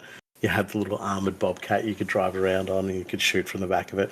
But these guys would be freaking sick. Lumberjack crew or arborist crew, sorry. And they'd all have hard hats. Like it wouldn't be helmets, but they'd be some sort of 40K hard hat. And massive like gloves as well. You kit them up fully in PPE. So they're personal protective equipment that have gloves, glasses, hard hats, even some hearing protection. They would look great. I genuinely think they would be more looked after than your average clan house grudge because they're actually skilled in what they do. So this, the arborists sort of hierarchy would be like, well, no, we know that, as we're cutting down these big shrooms, that there's a section of what's the cap of the mushroom? Yeah, yeah, Like that yeah. might fall off and clunk someone in the head. We don't want that, so we give them hard hats. And we don't want, the Jews know that if they see someone not wearing the orange, they pull that sidearm and they shoot them. So that's why they're all wearing that high vis. So if you're seeing someone walking around, they're part of that, of your actual crew. Yeah, like, you can almost see like, how biker gangs put their mottos and then their names on the back of their shirts. Or their jackets, sorry. You would have this on the back of their shirts, like, which arborist crew they are. So it could be like, Dome 627 arborist crew. The Loppers, you know what I mean?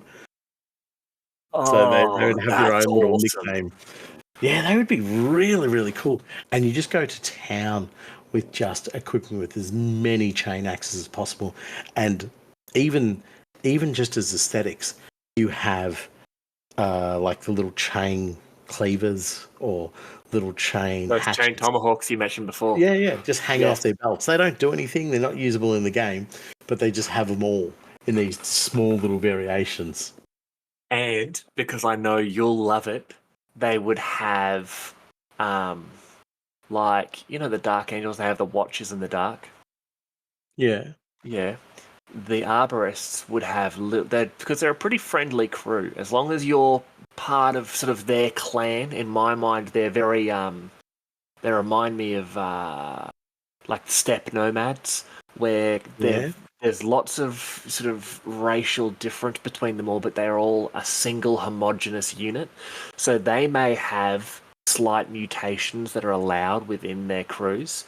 And in my mind, there's going to be like a tiny fella in black robes who's picking all these little mushrooms that are growing around the bigger mushrooms and making delicious soups and teas. Sort of like a madcap potion, if you know what I mean. Maybe he's a slightly green fella. That would be awesome. I would so love that. They've just found this little snotty who's been hiding in a mushroom. Maybe he grows in the mushroom. He grew in the mushrooms, and he's just there. And they're like, "What are you doing?" He's just, "You want some soup?" Yeah. Like, yes. Yeah. And he gave this guy some soup, and he's like, "That's delicious." And the rest of the crew show up. They're like, "What's this?" He's like, "What's your name?" And he's like, Soup. Soup. It's like, no, that's Soup. He's with us now. And they're like, all right. So they put a little orange vest on him, and and he just wanders around. They go back to their community, and everyone's like, what's that? And they're like, oh, that's Soup. He's with us now. And everyone's just like, okay. And Soup.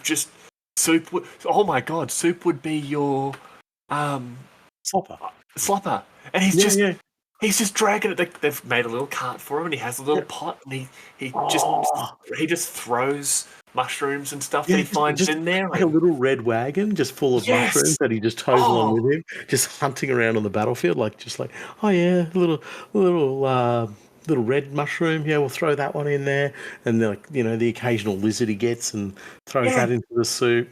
Every now and then, one of the Jews will shoot like a rat or something. They'll be like, "Oh, Soup, I got this for you, buddy." And he's like, "Ah, oh, yes, in soup." And he he just doesn't even skin it. He just throws it in there. And then that night, everyone's eating the soup. They're like, "Oh man, this is great soup." And the Jew who got the rat for him has like a double serving. Soup is a great guy. I love Soup.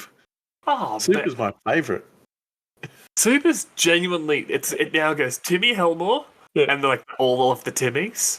Yeah, and then our unnamed connoisseur of loveliness that we mentioned last/next episode. Yes, yeah. And now Soup. Soup is my third favourite character of all Necromunda, and then it's Karloth Valoy. Do you know what? Soup's right up there for me because I love goblins. So, but he's not a goblin. But he's a little. He's not a goblin. He's a snotling. He's a snotling, but snotlings are lovely. Yeah, they are.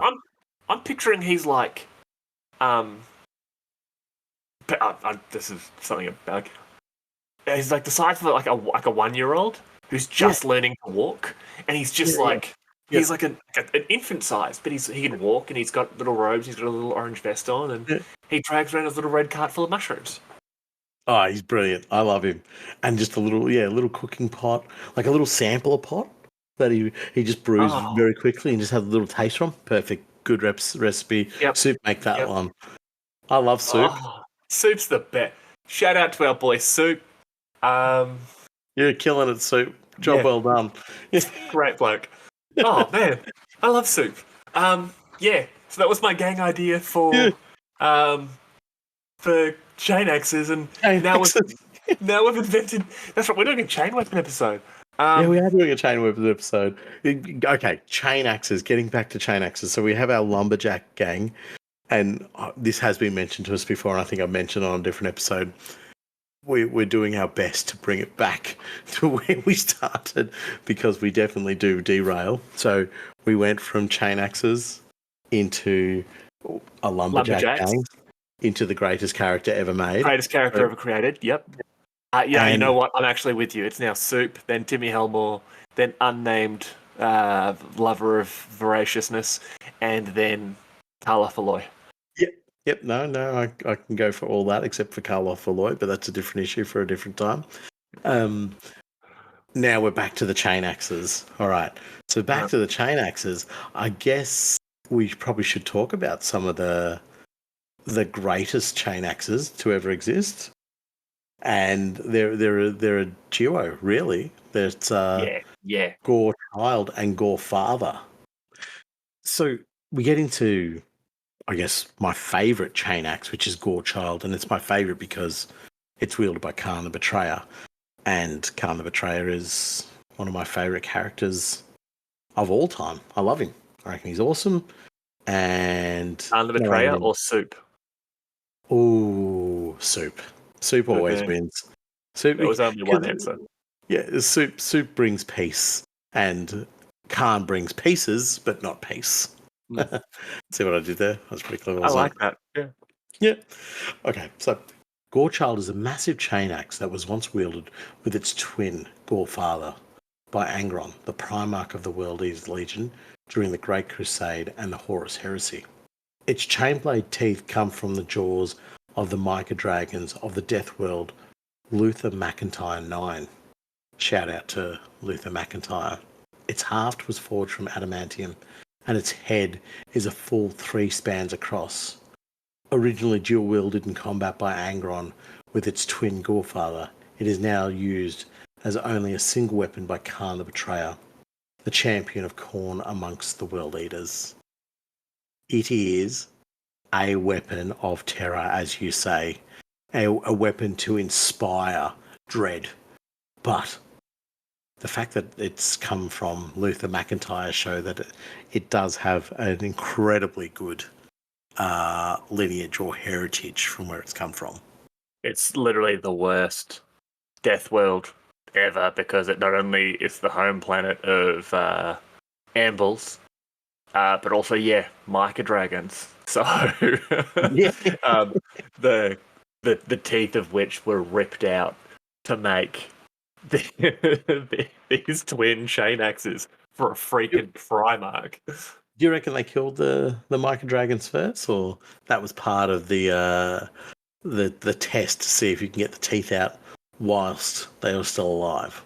I think Angron would have just been like punching the teeth clean out, and then he's built the axe and then killed the Micah Dragons with the axes that their teeth helped arm. Right, so he's also a master of irony. Okay, well done, Angron. Stop biting yourself. Stop biting yourself. Yeah, exactly. Exactly, I love it. But yeah, it is the best chain axe in the 41st millennium. Even better than Gorefather.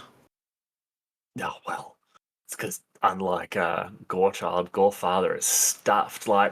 So Gorefather is the massive chain axe that was the twin of Gorechild and was dual wielded by Angron during the Great Crusade and Horus Heresy.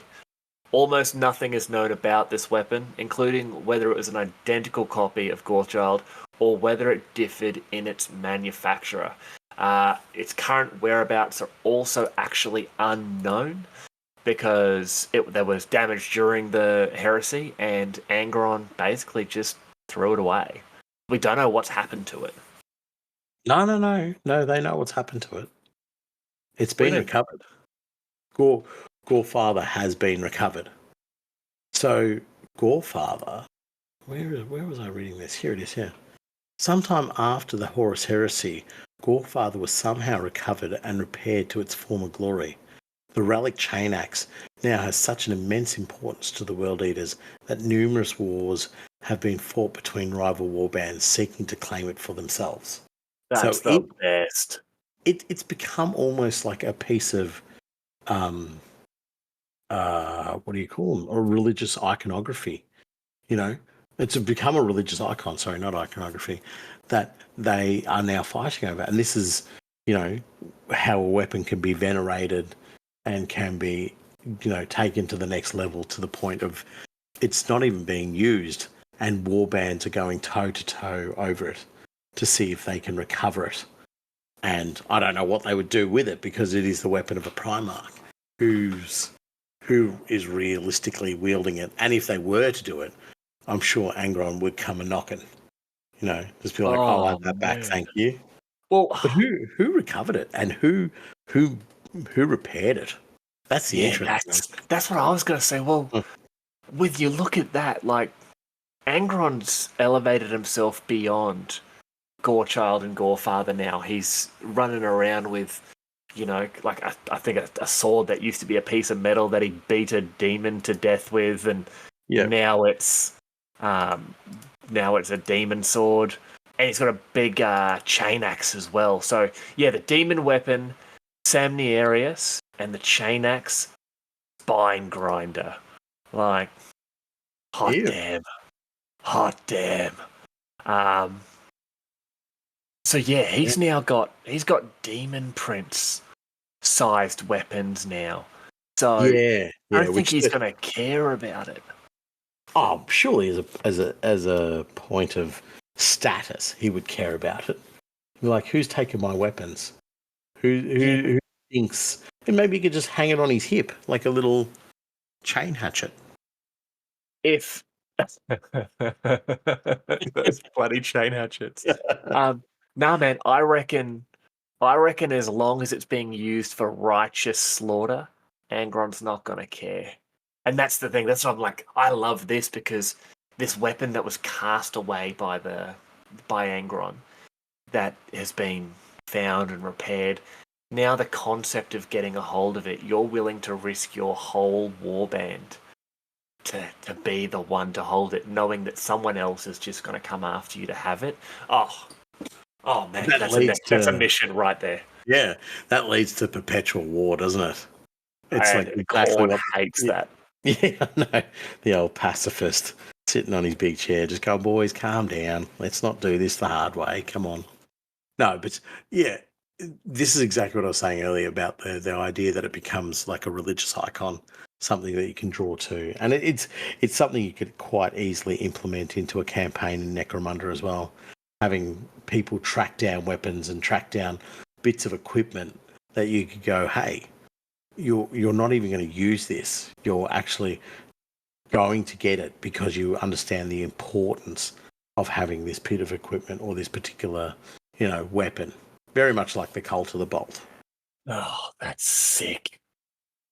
Oh yeah, that's that weapon itself. The concept of something like that is a gang idea, army idea, regiment idea. Like, I love it. I love it. Yeah, I love it. I want more of it in and around me. Yeah. Oh, okay. Oh. Well, I think that's pretty much covered off the basics for chain weapons, really, hasn't it? Once you move past the chain sword and the chain axe, you kind of go tick tick, done through. But that hasn't covered off. And the chain knife or chain dagger. Yes, chain dagger. Yes. Chain hatchets. Chain hatchets. Well, chain hatchets, please let them become reality.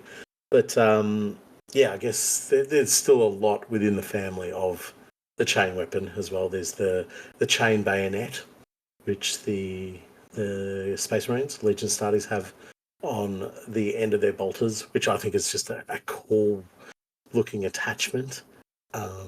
It's, I don't know, for practicality purposes, it probably doesn't serve a lot, but in terms of threatening aesthetic, it's definitely ticking all the boxes. I think it depends on your definition of practicality. It goes back to what you said before of it has its purpose, and this all what you were talking about Storm's Teeth earlier, Yeah. when all your brothers all have this same weapon, and yeah, you could have a bayonet like some sort of dork, or as you're advancing on those poor bastards who were like, no, don't want to join your interplanetary imperium, and we've got our own emperor. And it's like, well, I'm gonna stab you with this bayonet and check it out. Nun, nun, nun, nun, nun. It moves. It's it's a multifunctional bayonet. I'll chop down your trees, chop down your kidneys, and yeah, basically inspire terror in you and all that you love. Exactly. It's the practicality of terror. Yeah, exactly. Well, and speaking of terror weapons, probably the next one that I want to get into, one of the, I guess, the chain weapon family is the chain fist. Oh, Yeah, it's sort of like the top tier of the man portable chain weapons, I guess. So, and a chain fist is created when a power fist has a small chainsword attached to it, the size of a large bayonet. That's how big that chainsword would be. mm. This is also covered by the energy field of the power fist and is used to carve through armored bulkheads. It can also be used quite effectively in close combat, punching through even Terminator armor. So we know that it's a showstopper of the highest order. And it's probably the most devastating weapon used commonly by Space Marines and Chaos Space Marines. The tracing its heritage right back to the Great Crusade and Horus Heresy eras. Chainfists were originally designed for use during void ship boarding actions, where they would be used to tear open void craft bulkheads or breach even the most stubborn of barricades. They were quickly repurposed by Space Marine Legion Terminators, who used them to great effect against even the most heavily armoured of adversaries. The chain fist combines the matter-cleaving power of a power fist with the rending adamantite teeth of a chainsword. The matter-disrupting power field envelops both the huge gauntlet and whirring blade, yielding a weapon capable of slicing through armour, vehicles, heavy cruiser bulkheads, or nearly any other substance in the galaxy, given enough time. So this is, as I say, the most powerful of the man-portable chain weapons, I believe. And this is mainly due to the fact that it's got a power field around it. So it allows it to use its brutality of its chain weapon in combination with the energy field that's coming off the power fist. So you go, I guess the hierarchy of close combat weapons within a place like Necromunda, you would go basic sword, axe, club, whatever the case might be. Then maybe a chain weapon sit in the next category above that. Then you start to talk your power weapons. So even your power mauls, your power axes, power swords. Then you start to talk your power fists, and then anything else beyond that. But they've taken the two middle categories there, two top categories, and smashed them together to create the chain fist, the showstopper of all showstoppers.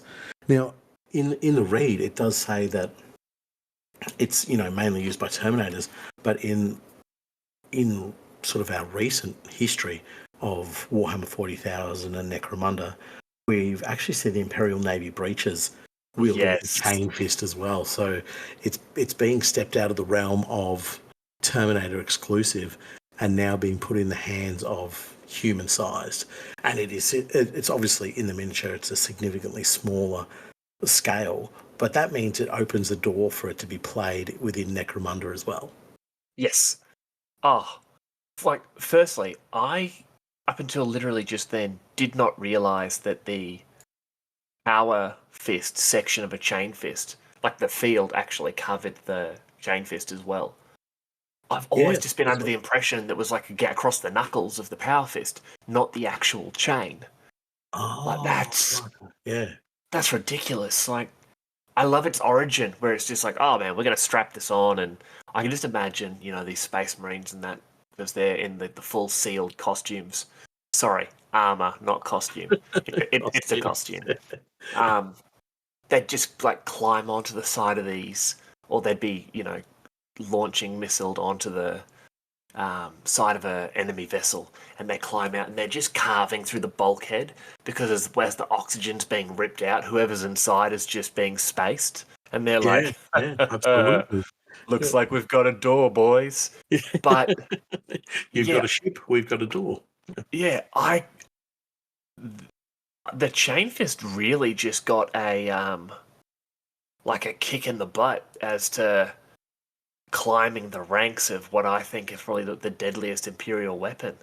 Um, Oh, by far. yeah, Yeah, yeah. No, yeah. I remember reading way back in the day that that's what made it so powerful was the fact that the energy field incorporated the chain weapon. So you have that kill ability of the chain fist and the brutality. Oh, sorry, the chain sword coupled with the energy field, which is just you know they, as the read says, matter cleaving, like it's designed to break it all down so that it just becomes a soft little piece of cheese or butter for the chain heart of the chain fist to slice through.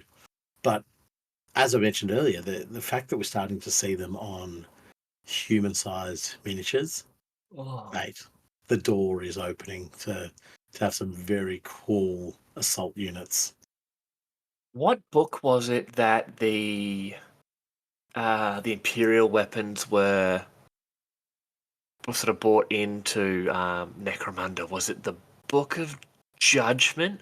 Yeah, yeah, because we got a bunch of Imperial stuff like auto cannons and mole launchers Yeah. and like lightning claws and stuff. I swear the was the Chain Fist. Well, I don't know actually. I'm not No, I don't completely. think it was. I still again I still think up until the breaches came along, it was still in the realm of the Terminator only. Yeah. Oh no, I was about to say no. The old Cadian kid had one, but that was that's a power fist. It was a power fist. Yeah. Um, Yeah. I'm just trying to think. Is there any instance uh, of a human having a power fist in the law? Yes, Gaunt's ghosts. The some guardsmen attack Commissar Hark, and one of them has a chain fist that he's bought on the black market. Oh, Um, really? yeah, That's cool. but oh man, I really want. See, There, that's a there are. bootleg version, right, of a chain fist. So somebody's gone, how are we going to make this? How are we going to use this? And they probably just jerry rig something together, attach the power field to it, and said, "Go for your life. See if this works." Yeah, yeah, Yeah, 100%. yeah, right. Oh man, But we don't even have rules for chain fists, which annoys me. You could use them as lightning claws, I guess. There'd be oh, melee, parry, power, rending. Oh, you get power. Chain. Let's go chain axe, for example. Disarm, melee, parry, rending, lightning claw, it's melee, very parry. similar. Like you would Yeah, probably just, you know, it and it's probably got just needs power. Yeah. it probably just needs to bump its damage by one. Do you know what I mean? Maybe that would be it. Or Oh, strength plus one, AP neg two, damage one. Yeah, you know what? I'd want it to be damage two. damage two would make sense because it just shows how brutal a weapon it can be. But the one on the breacher is it just looks like a glove more so, and it is a glove because it's not fitted to a suit or anything like that. It's not like a gauntlet. So it's something that they could just slide their hand into and get in contact with all the actuators and so forth inside the glove itself, which is freaking cool. But man, imagine one of these on a Goliath. How maddening that would look. Oh. Mm. Or even have it as you know a chain blade attached to a powered glove that like the fist is permanently closed and it's sort of underslung and just uses it as almost like a hammer fist to crack through things, and that's where the chainsword blade part of it would be. Man, because I'm an absolute, goblin when it comes to kits. I'm actually looking at the power fist on the navy breacher sprue that I've got here now. Oh man. Yeah. No, I'm It's looking at it now so as well. good. But I've somehow managed to wrangle up 3 of those squads in my collection at the moment. I don't know what I'm going to do with them, but I have I Celine gang. I have Celine Orlux. Done. that would be cool. Or just Eye of Selene, like enforcers. Yes, Ooh. they would be very, very cool. Actually, the leader, the sergeant, or whatever, sergeant at arms, I think he's called. Um, his chainsword, when you look at it, is actually quite a human-sized chainsword. It has all the same uh, aesthetics of an Astartes chainsword that we're more commonly used to. It's just sort of more in a miniature size, like a Yeah. little baby-sized chainsword. It does look quite cool. But yeah, that's the chain fist, and that's, as I said, it's definitely something more that's in the realm of 40k, and not that we're going to see in Necromunda anytime soon. I don't believe. I'd love to see it, and you could definitely play it. Like, you could throw it into your auction houses and have it like as a rare, I don't know, rare 13 maybe. Yeah, you'd want it to Auction be house, something. You'd sorry, want it to black be market. up there. Trading post. Trading post. That's it. I don't know where I got auction house from. So I was thinking of my WoW days. Um, but it's definitely something that you could throw into your trading post and just go, yeah, it's 13. Give it some, quite a hefty wage bill on it, or a cost for it, and yeah, just give it that pump, that one little pump up of damage. I think would make it definitely feel more like a chain fist rather than just a lightning claw. Oh, man, I really want one now. I really want one. Like, Yeah, I just think it'd be cool to see. oh, it would definitely be cool to see. And the cool thing is that the example we have is on a breacher, and the breacher is the same size as your Orlock, your Vansar, your Cawdor, probably the Escher a little bit more slight, and maybe the Delacquire a little bit more slight as well. But otherwise, Yeah. it would pretty much be identical. Do you know what I mean? So you could definitely get it on there, and I'd love an Escher one. It would just be really like uh, elegant looking. That would be Oh, really, really cool. the chainsword itself would be long and curved, like a Yeah, almost like a tulwar. yeah, exactly. Yeah. This is beautifully made, engineered gauntlet. That it's again all about how we kill you, not about why we kill you. So, but Oh, yeah, look, I mean that's the top tier of personnel weapons. We definitely have a few more that we're going to talk about as well. What was the next one we had, Sam? There it was the the next one's a weird one. yeah. It's the chain flail. Now, combining the indiscriminate lethality of the chainsword with the savagery of the flail, a chain flail is truly a weapon for one whose faith in the Emperor is unbreakable and unquestioning. A solid grip with a trigger attached by various adamantine cables to a whirring head lined by 4 parallel rows of voracious teeth. The chain flail reminds all who see it that its wielder's faith is untainted by the fear of death. Now, you need to ensure that you are untainted by the fear of death because you're probably going to kill yourself with your own weapon. Oh, 100%. Like, I'm picturing like a stick with Mm, like a helicopter blade, but the helicopter blades are made of chains, and then yeah, there's just like little chain swords on the end of them.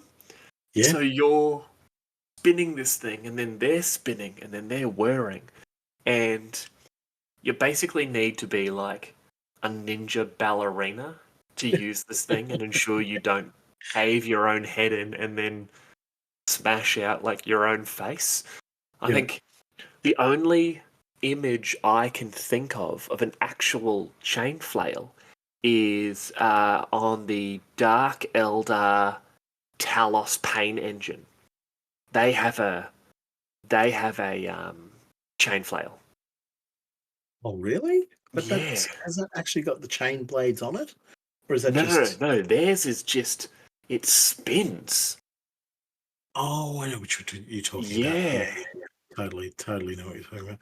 But yeah, that the imagery that you're creating for it is exactly how I think about it as well. It would be chain sword blades attached to chains, attached to a long stick, attached to a frothing lunatic, like Yeah. an absolute Whereas, like, oh, cocoa bananas yeah, individual. yes, yes. This would be a religious fanatic, whether it Yeah, be in the Emperor, in the Dark Gods, in the four-armed Emperor, yeah, the whatever. Mother Hive, whoever you're praying to, your entire mindset is that this weapon can't hurt me because my faith in this weapon is second only to my faith in my chosen deity. Um, it's yeah, I think it's a it's it's very shock and awe. If it hits you, it's going to hit hard, but you've got to be real skilled to use it. I was going to say it's shock and awe for the user. Yes. You start swinging it, you're like, you just have moments of clarity as you're swinging it around, going, "Hang on, there's better ways to practice my faith here. It's just, I can make a donation. I don't have to wield this thing around." But Or don't you? I'm telling you now, the read that you have there where it's got an activation trigger, I don't see it working like that. I see it that you activate the blades individually, and then you just start swinging it, and they just keep going. So I'm actually looking at the information on the Talos here. Now, the chain flails are listed as multiple barbed chains used to flail enemies. So my mindset there is that this version of a chain flail is just the helicopter blade, except it's made of normal flails. Yeah, just So there to flange the shit. they're just Yeah, spinning. So there's no yeah, little chain swords on the yeah. end, which is really boring. Only losers who don't have real faith use that type of chain flail. Exactly. You'd You expect want that from the Eldar. you want the Lorekeeper version, which is spinning and then tiny chain bayonets on the end of it. It Yeah. is cooler. You definitely get into heaven / demonhood / mother hive faster. And on this one, you can trust me. I'm a Lorekeeper. Well, I think the cow corn would come knocking every day if you were wielding that weapon. Even Just like Korn is for looking at you, going, "Put the flail down, you idiot! You've killed no one. yeah, You've cut off your own arm 11 times. All right, it's blood for go the blood god, baby. go pick up that axe. Go pick up that axe. Get me a skull. Like, Yeah, exactly. It would be. I want skulls for the skull throne now. I get blood for the blood god, but like only your own blood all the time feels like cheating. yeah. Like, Also, arms for the armchair is not as cool. yeah, exactly. But look, I mean, our thought process on this weapon, I think, is pretty good. It's right up there with old Soupy. Oh, soup. Sooup. Yeah. Um. So, how would you spell soup? Sorry, just going back to the best part of this whole episode. How would you spell soup? For me, it can't be the regular spelling because then it's just pronounced soup, whereas his actual pronunciation is soup. Soup. It's got to be Soup. He's Italian. SWUP. Yeah, Yeah, soup. soup. Soup. Yeah, cool. I just wanted to make sure we're on the same page there. Okay, good. Because in my mind, he's like, he doesn't know what's going on. All he knows is that he keeps making soup. People leave him alone. Yeah, In yeah. fact, this whole settlement is now just like someone walks in and be like, "What's with the mutant?" They're like, Yeah. "Whoa! What did you call him? Yeah. Mutant? Just soup? So, did you? I'm sorry. Are you talking smack about our boy? Yeah. No, I'm not. Didn't think so. Here, have a bowl of soup. And his soup just pops up. He's like, soup? Soup. I'm here, guys. Soup. No, he's by far and large my favourite character, but he has derailed us again. Yes. So, So yeah, that's chain flails. That's chain flails. They're ridiculous. I want to see someone do one, and just even if it's just like just count it as a chainaxe or something. But I just think it'd be cool to see one modelled. But I also need to have a look of abject horror on the wielder's face because he's just leaning backwards because he's terrified it's going to hit himself in the face. Yeah, exactly. That's what I mean. You have these moments of clarity as you're using it. You just like you have a swing. It's like, what am I doing? Like, why did I pick this? Like, why did I put the effort and time into getting this weapon? And then it hits its target, and you go, it's not bad. All right, faith in the Emperor. Keep going. Turn around. Did you guys see that as it spins around and smacks you clean in the face? Yes. Everyone's just like, you never look away from it when you've got it turned on. Exactly. Damn it, Rat Nuzzle, what are you doing, buddy? Oh, but nobody would be anywhere near him either. No. You go forward. You're the one we believe in. You know? Good one, Rat Nuzzle. Yeah. Well, we'll move on to our next weapon, the chain glaive. This is something a little bit more civilized, I guess. A little bit more, I guess, commonplace. Wielded by some members of certain Imperial Guard Rough Rider formations. Chain glaives are vicious weapons that combine the reach of a pole weapon with the gnashing fury of a chain weapon. These weapons come in startling variety based on the sundry forge worlds and eras in which they were manufactured, but all are extremely deadly. This is a two-handed melee weapon of ultimate death and destruction. So everything that we talked about with the eviscerators, this is pretty much bringing that into play, except with a longer shaft and better reach. Yes. So in the hands of a Rough Rider or a mounted model, it becomes like a chain lance, I guess. Yeah. That's starting to drift into the territory of the chain flail. And you start to go, oh, hang on a second, we could be having a little bit of another scary moment where we have somebody driving around with a chain flail. No, I've got to go against you here. I have to go against you. You've got like, what do you reckon? They're like 2 meters long, the half of those bastards? Because they're chain glaives that are also known as chain halberds. Yeah, Like, okay, yeah, 2 meters long, yeah. Yeah, you can really get some nice long length. I mean, look at the Cawdor ones. The Cawdor chain glaives, like they're nice and long. You can really just stand behind everyone and sort of stab from above. Like, oh no, I'm talking about them using in a mounted capacity. You know, because instantly where my mind went was a Escher cutter. You know. the Ashways Nomads Hellmite Riders. Yeah, they have the chain glaives on there, and constantly, I reckon you're going to go stab down at someone, miss them, hit a rock, flip over your bug, and as you do like a loop to loop, you kill your bug by like swinging it down through your bug, and then you're laying there, you've broken your spine, you're just like, well, I live here now, and then someone comes and kills you with your own like halberd.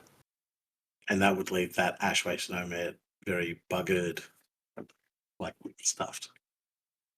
Because you mentioned bug a lot. I just, throw that in there. You're hurting the podcast. I like it. I think they're great. I think they're actually the inquisitorial henchman team for the Gland Warrior has one. Yes, and he looks really cool. And that was originally from Sergeant Stone. Yeah, Sergeant Stone. That's it. Yes, I think it's Stone. Is it Sergeant Stone? I prepare to be corrected here, but it is that version of it makes it look really cool. that's where you see it and you're like, oh, mate. He's just like that weapon. Somebody approaching you with that weapon, you know, they're either one of two things. They're a novice who has never used it before and just just found it and picked it up and having a swing, or they're an incredible expert with it, and they are not the kind of person you want to fight. You know, Yep. I really don't feel like there's a middle ground. Like either you become an expert overnight with using this weapon because it will punish you for every mistake you make, or you die from the first mistake that you make with it. It was Sergeant Stone. He was an Imperial Guard sergeant and Gland warrior from the Lostock 23rd. But also, you are 100% correct on that weapon there. You are either going to be an idiot who thinks you look really tough with a giant like chain lance or chain glaive or chain halberd, or you're going to be someone that people would be like, this clown just thinks he looks really tough, and then he kills like 6 of you and your mates by taking you all off at like the shins, and then he steals your wallets and gives you all wet willies. The signature move. Yeah. Oh no, not that's wet willy. Oh god. Oh. I hope he just does something with my ear. That's all Yep. I want. Nope. He's cut my hands off. Yeah. Yep. What a dick. But yeah, that's the way I see that weapon used on for use of a better term, a foot soldier is in the hands of an expert or the hands of a novice. But I had never heard about them used on Rough Riders, and I just found that fascinating. I think that's great that there's a place in the universe which says no, these can get used on Rough Riders for sure. I think it. Because I agree with your theory. Like you hit something wrong, and that's it. You're getting flippity flipped by You your look own at Rough Rider. Yes, you look at Rough Riders. Like their weapons designed to get into you and explode, and then then they've got their pistols or whatever. But if you have a group of Rough Riders coming at you and they've all got chain lances and or chain halberds or chain glaives or whatever you want to call them, like that's real scary, especially if they're going to be in melee with you. Yeah, Like that. it is scary, but also yeah. the potential for comedic value is just Fantastic. And I love the comedic value aspect of it. I also think it would be terrible to have them on horses, but if you were riding like some sort of lizard, that would look real cool. Oh, that would look cool. It's almost it almost lends itself to a Catachan sort of like lizard Oh. rider with a chain glaive because they would use that to cut through the forests or the jungle, sorry. Yeah. Yeah, like the lizard, I imagine would be something that where is it? Obi-Wan Kenobi rides Yes. in Yes. what's the name of that movie? Is it Revenge of the? Star Wars. It is Star Wars. Thanks, mate. I think it's Revenge of the Sith. Yeah, because he's riding that lizard and it's going up the walls. And... Yeah, that's what the type of lizard I see, sort of like low to the ground, not like raised up, and then you would have a jungle fighter on the back with one of these, and I could see it being used in that context. A Rough Rider, like an Attilian, with a chain lance glaive thing, I think is just begging for everything to go wrong, So maybe the Ashway Snowmads could probably pull it off as well, but yeah, I see it as an on foot weapon. I think it's friggin' sick, but as a mounted weapon, I think it offers more hilarity than it does to anything else. The concept of someone on a mount with this weapon, I'm sorry, I hate. You know what I love though? The idea of almost like crusaders. So you take those new Bretonian knights on foot. Yep. Give them nice long like chain glaives, chain halberds, and then big shields. They got that big heavy weaponry, and then lose the helmets. But you basically want these guys to be battered, like they are the elite personal guard of like imperial dignitaries or the ecclesiarchy or something like that. Make them into real religious types, and basically run them almost like a phalanx, but with enormous chain weapons. That's where I think they look cool. On a mount, I have to agree with you. I think they look ridiculous. Yeah, but on foot they would look cool. But armored up, they would look absolutely bonkers. Yeah. They would look so cool. Like, fully armored infantry with these huge chain weapons that they get held in the air massively high. So like a wall of pikes, as you'd say. But knowing that once that's leveled, it's a wall of chainswords coming at you. Yeah, honestly, I'm really tempted to buy Knights of the Realm on foot now, just to make this unit. I don't even play Cawdor. Oh, I could if I do my Harganeth, but no. Yeah, my champions could have chain glaives. Yeah, would they be armored up like these knights? Do you see them like this? No, I don't. Yeah, no, I don't either. I don't. I see them a bit more sort of, I don't know, rustic. Yeah, I do. Much like in the Malice Darkblade book, where they were in all the white robes, and they just looked like super peasantry. Oh, mate. Oh. I don't remember a lot of stuff, unfortunately, my old man memory kicking in, but that is something that I read over a decade ago, and it still burns into my brain.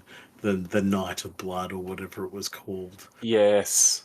And just the imagery of what happened in Harganeth. It was just brilliant. If you haven't read it, read the Malice Darkblade series. It is fantastic. You get completely in love with the characters, and many of them break your heart when they leave. And I'm not going to say how they leave, but a lot of the times it's not of their own choosing. Podcast idea. It's just us talking about books we read 10 plus years ago. And try to remember them. And try to remember them. So, let's remember the plot to the first Malice Darkblade book. All I remember is he drank a lot of wine. Yep. And he got a necklace. Didn't he kill his father or something like that? No. Did he kill his father? He got kicked out by his father? Or? He was exiled. Was he exiled? He was exiled. No, not yet. He wasn't exiled to like the 5th book or the 4th book. This is what I mean. The old man memory. This is like 4 hours of podcast to be like, which book was he kicked out in? All right, people are listening to us just read the book out loud. Like, no, that'll get us sued. People would be very upset with us. I think our social medias would get destroyed with the ridiculous amount of corrections we'd have. No, this is wrong. And I'm like, yes, I know. I'm very aware that I can't remember what I read. But anyway, onto the rerail. No, you're absolutely right. The Harganeth wouldn't have these guys in there. But yeah, the idea of maybe do them like an NPC group, this big army. So chain halberds, chain glaives, chain lances, whatever. On mounts, I think we both agree, dumb. On foot, hell yes, we demand more of it. Exactly. Yeah. And a much more widely available weapon would be great. Yeah. And the chain glaive. Have a few more gangs have access to it. I think in the hands of... I can't see a single gang not looking cool wielding this weapon. Correct. Everyone would look cool with it. Even Van Sar, and honestly, my boys and girls should not be in close combat like that. But that's a great weapon for them. They do it at a distance. You had some space between you. Yeah, exactly. Stab, didn't work. Jump on the skyboard, see you next week. Later. Oh my god, actually, skyboards, I think it would be great to have on. So you like sort of zip around and just like slice, and then you accidentally hit a pole, everyone explodes, Or the Orlok wreckers, if they had them. They would be brilliant. That would be cool. Because you're just spearing down. Yeah. You just hear the jump jet or whatever they use to power themselves forward, and then just the battle cry and the arrival of a chain glaive with 2 meters behind it, its wielder. Oh man. That would be really cool. That would imagine seeing that on the battlefield. Your poor little, Esha Juve looking around and seeing one of the sisters just shish kebabbed by this thing that just appeared out of nowhere, falling from the sky, blade first. He's like, all right, catch you later. Yep. I think I'm going to go work in a corpse grinder factory. Thank you very much. Well, apart from the corpse grinders, don't have them. No, the Makeda Sanguis pit fighters have them. The Cawdor have them. I'm trying to think, are there any other models that actually have chain glaives? The Ashwaste Nomad Hellamite Riders. Yeah. Corn Berserkers, those 8 bounds have Yeah, them. yeah, yep. Sergeant Stone, obviously. And Yeah, Sergeant Stone. Night Lords. The Night Lords have the Nostraman yeah. chain glaives. Yes, they do. Their Terminators have them, and is it Sevatar that has one? Avatar definitely has one. Yeah. Yeah. He's such a cool character. But it Oh, it is, we're not going to get into him because that's a whole episode on your own. But that, I guess it's sort of, this applies to the fact of my theory with them, if either a novice or an expert.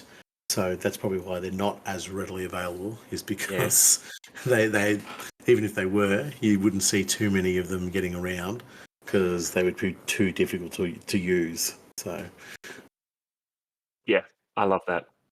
well, yeah, as I mentioned, it's you're either an expert or a novice using this weapon, and I guess that's probably why we don't see it as readily. You know what I mean? So it's either the experts are using it and they're using it well, and the novices are disappearing pretty quickly. Well, no, that's absolutely right. The rules themselves show that it's obviously it's a melee weapon. Short range is short range, but because it's unwieldy and then versatile, you actually have that 2-inch range outside of combat. Oh, Then cool! Yeah, exactly you're what it needs. yeah, you're on a neg one. In short range, I'm personally going to say because you're up close, you're trying to swing this thing. Mm. It's ironically, it's an unwieldy thing to really be using unless you're really trained with it. Yeah, yeah. Then you're looking at strength +2 because you're able to put the force of both those hands into it, swing that bad boy down like a big old axe. Um, it's AP -2. Yeah, right. Yeah, Nice. it is hitting you and it is hitting you hard. And then it is damage 2. Wow. So So, yes, oh, it's a very cool weapon, and again, it applies to my theory that you're an expert or a novice with it because of that neg one to hit at short range, being unwieldy as well. You don't really want to be relying on a single attack on your profile. You want a few more attacks to ensure that you're actually landing the blows. oh, absolutely. But this is the part that gets me for this weapon. In the 2023 core rulebook, it is rare 7 and 60 credits. Is that all? That's it. Wow. But again, you need a good fighter to use it. You Well, know, what's a Goliath champion like? Weapon skill 2 plus, 3 plus? I think so. Yeah. I think it's two. No. Three plus for the Forge boss, which is the champion. It's the Stimmer that is 2+. That's right. Well, you could give the chain glaive to a stimmer. You wouldn't, though. His, chain axes and that sort of stuff, your paired weapons, because you want them to be one-handed. Yeah, true. Yeah. Yeah, your Forged Mm. Tyrant, I think, is a 3 plus there as well. But I mean, he's still hitting on fours, which is still tasty. I'm talking at short range here, not yeah, your longer engagement range. what about a Death Maiden? Their weapon skill 2 plus. Imagine that They one of would those look dead girls sick. rocking around with that. You make it look like a scythe too. Oh, chain scythe. Chain scythe. Yeah. Chain scythe. Yeah, it's still the same thing. They just have the curved blade, and on the outer curve of the blade is a chain weapon. You know what I mean? That would look absolutely I love crazy. that. Yeah, you really go down the imagery of like a banshee or a ghost-like figure that is just swinging this scythe. That's actually, and you hear the whirring of it, and you hear the howl of the Death Maiden echoing down the alleyways, and then you know she's coming for you. Your picture dropped off the wall. You're done. You're next. I want that so bad. That would look really, really cool. Actually, just this scary-looking pale thing with this black chain scythe.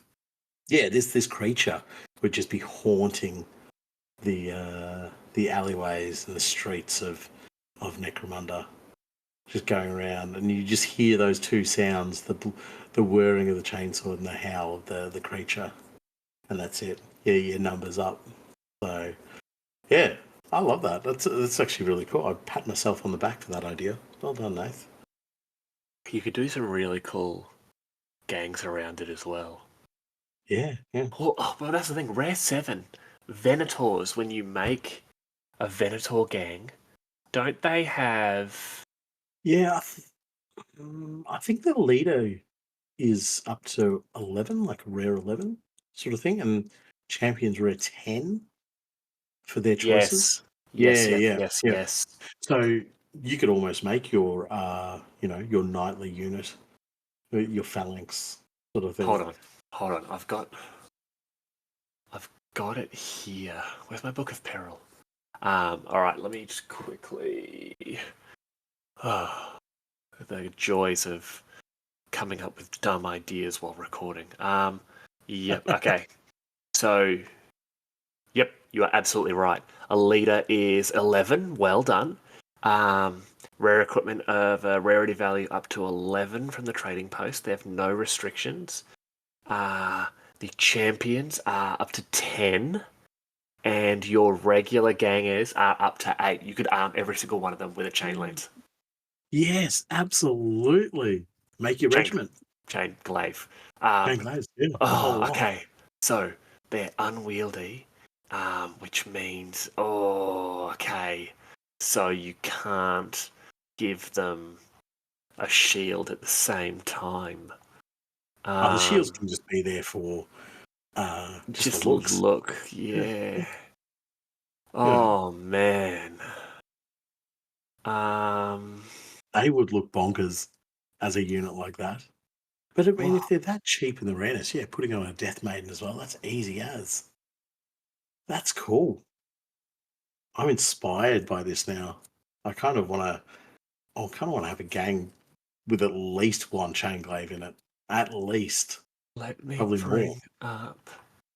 Hold on. Now, where is my? Okay. I'm sort of bouncing between my book and my iPad, and if I bring this up here, where are we? So you can either go a Ceramite shield, which is 40 credits, rare 8. All right. So even our gangers can have them. Yeah. Ceramite shields are made from scavenged armored plating, destined for the military vehicles of the Imperium. They add +2 to their armor save against attacks originating in their line of sight, provided they are standing. It messes up your move, and it reduces the number of weapons you can carry by 1. So, please, rules people, if I'm wrong, correct me here. You could have a chain glaive and the Ceramite shield because it is armor, not a weapon. So you would then... Oh, right. Yeah, I wouldn't know. I wouldn't know if that you'd have a +2 in your line of sight. So if you're in combat, would it not be +2 armor? So you would effectively be that enormous, knightly character that I'm talking about. And then, then you've got a bunch of no, I want literal shields. Scrap shields, 15 credits. It's no protection against ranged attacks, but while standing and engaged, you gain a save of +1 against reaction attacks. That one there you'd model as like a buckler, one of those little wrist-mounted ones, or like a Taj. Cool. No, done. I love this. Gang idea, Venator gang. We've already talked about them. Hell yes. Yes, cool. I've got 3 different gang ideas out of this. Oh, my poor wallet. And one hero. Oh, sorry. Well, I'm not the only one who's gotten that hero. The whole world has gotten that hero today. That's right. We're talking about Sooup. Embrace the Sooup. Anyway, I guess that sort of moves us on from the chain weapons. Yes. I think there's a few dribs and drabs that we might not have fully covered. I guess there's the rock saw from the Gene Stealer cult. So it's a chain weapon. It's a giant chainsaw. It's more of a saw, but yes, a similar principle of cutting teeth. I would allow it for our lumberjacks from earlier. Because, for those older giant shrooms that had gone almost like, what happens to wood? It petrified. Yeah, the mushrooms have petrified because the mushroom's so old, it's gotten quite hard. So they're using this to cut through the thick, hard outer layer before they get their axes in there. Yeah. Yeah, no, okay, all right. Well, we'll put it as an honorary mention. Any saw-based weapon. The Goliath have one on their Forgeborn, don't they? Or is that just another rock saw? Is this the specialist one they have? Yeah, I believe it's another rock saw as well. So it's just the Goliath version of it. So, you can use that in the lumberjacks as well. I can slice down big magic mushrooms with that. So you're telling me I need to go and buy a stimmer kit so I have some giant rock saws because those Forgeborn actually look like lumberjacks. Yeah, okay, boom. There's the core of my lumberjack crew right there. Done. Oh, I have so many gangs. So many gangs, no money, no time. I have no money, no time. That's okay. I'll just quit my job and podcast and do hobby full time. Perfect. Done. Yeah, done. And we can live in poverty together. Yeah. I was going to say, 'cause I'll be kicked out and I'll be told to come live with you. Yeah, I think I've said it before. I'll be kicked out and told to live with you, and we live on each other's couches. Yeah, we just live somewhere in the middle, maybe. I don't know. Yeah. Well, are there any? 'Cause I genuinely don't know this. Are there any famous chain fists, chain flails, chain glaives? I don't know about glaives or flail. I don't think there's any flails. I don't think anybody's living long enough to make their weapon famous. But certainly the chain fist definitely has a notable mention, and that's Hunger and Slake from the Caradons chapter, the first Captain Tiberius. Oh, yes. I actually love this weapon, the look of it, because it's proper 40k. It seems almost impractical. And when you start getting the weapons looking like that, you start to think, yes, this is over the top 40k-ness. And it's a pair of chain fists, really. So the unique power weapons which were developed to be used with a murderous degree of skill, named Hunger and Slake. Each of these heavy gauntlet-like devices of uncertain origin combine barbed power blades and an inner maw fitted with mechanized adamantium teeth. The pattern and manufacturer unknown to the tech priests of Mars. So it's one of those real sort of, was it our design? Was it a Dark Mechanicum design? Was it Stolen Xenos design?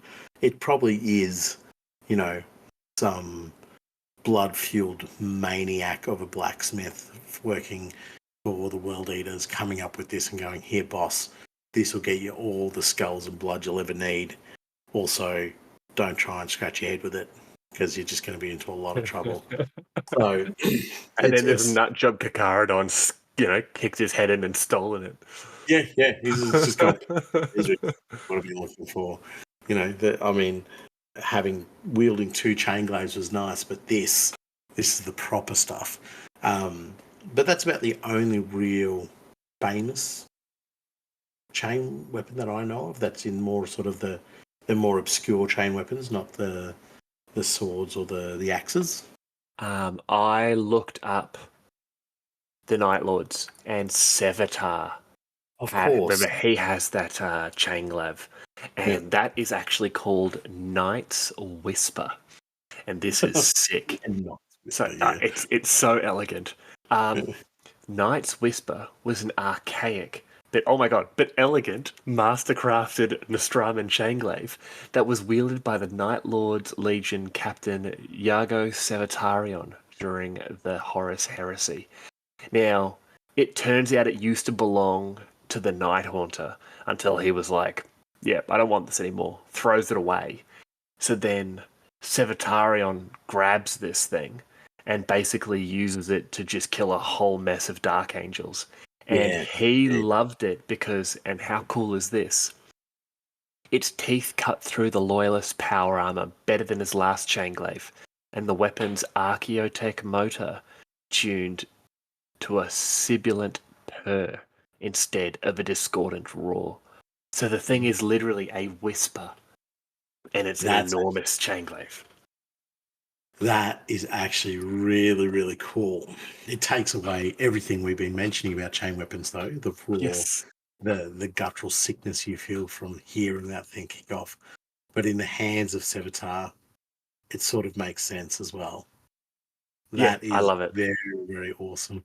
I really like that description. A quiet chain blade, but it's in this particular circumstance, it is the wielder who is the threat, not the weapon. Yeah, once again, you could give, copying from the orc earlier, you could give Sevatar one of those giant foam fingers, like, go to War Master, and he's caving in your chest. Yeah, exactly. And he's choking you with the giant finger. Somehow flaying your flesh off with it too. Yeah. Well, I think that's the end of the chain weapons for this one here. Yeah. It's been a weird episode. It's been cool.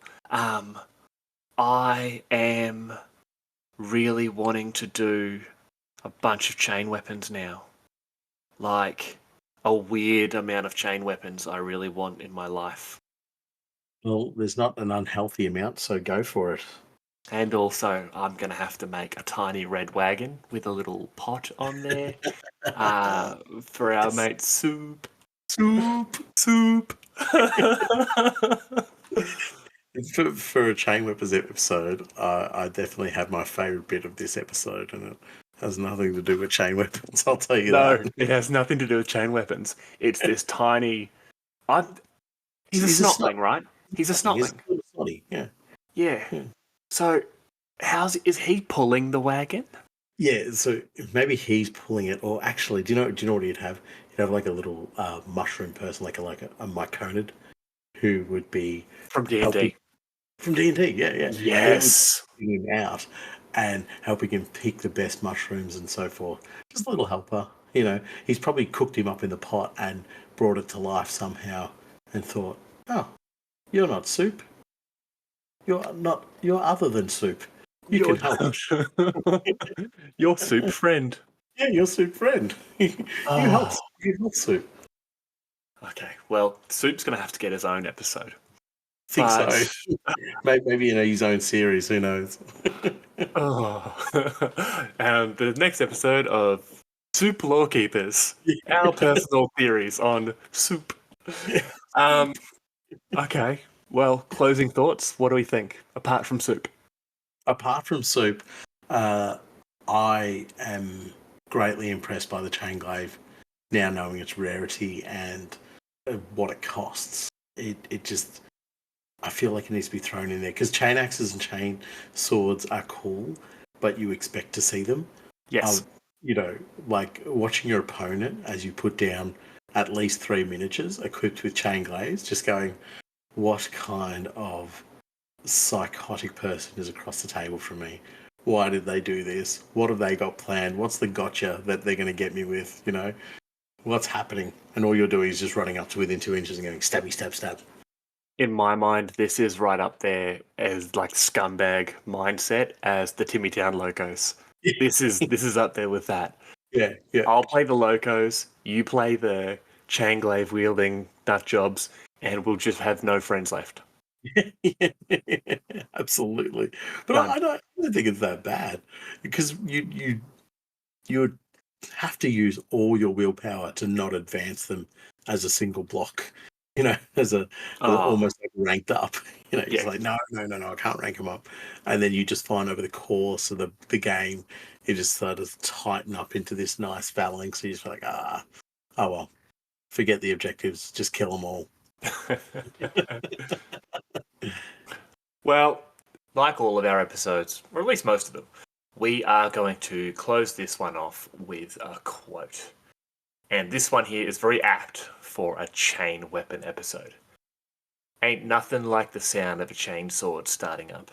I swear to the spire when that throaty roar kicks in, every ganger in earshot just soiled themselves. And that's Hack's Blood and Gore Torlor, Slaughterfists, House Goliath. And that was our latest episode of the Underhive Lorekeepers podcast. I am Spamuel, and on behalf of the Lorekeeper team, thank you for listening. Please follow us on our social media pages available in the show notes, and don't forget to follow and review us on your preferred podcast platform. As always, if you have questions, complaints, corrections, or if you are interested in sampling one of Soup's many delicious meals, please reach out to us at underhivelorekeepers@gmail.com. Thanks.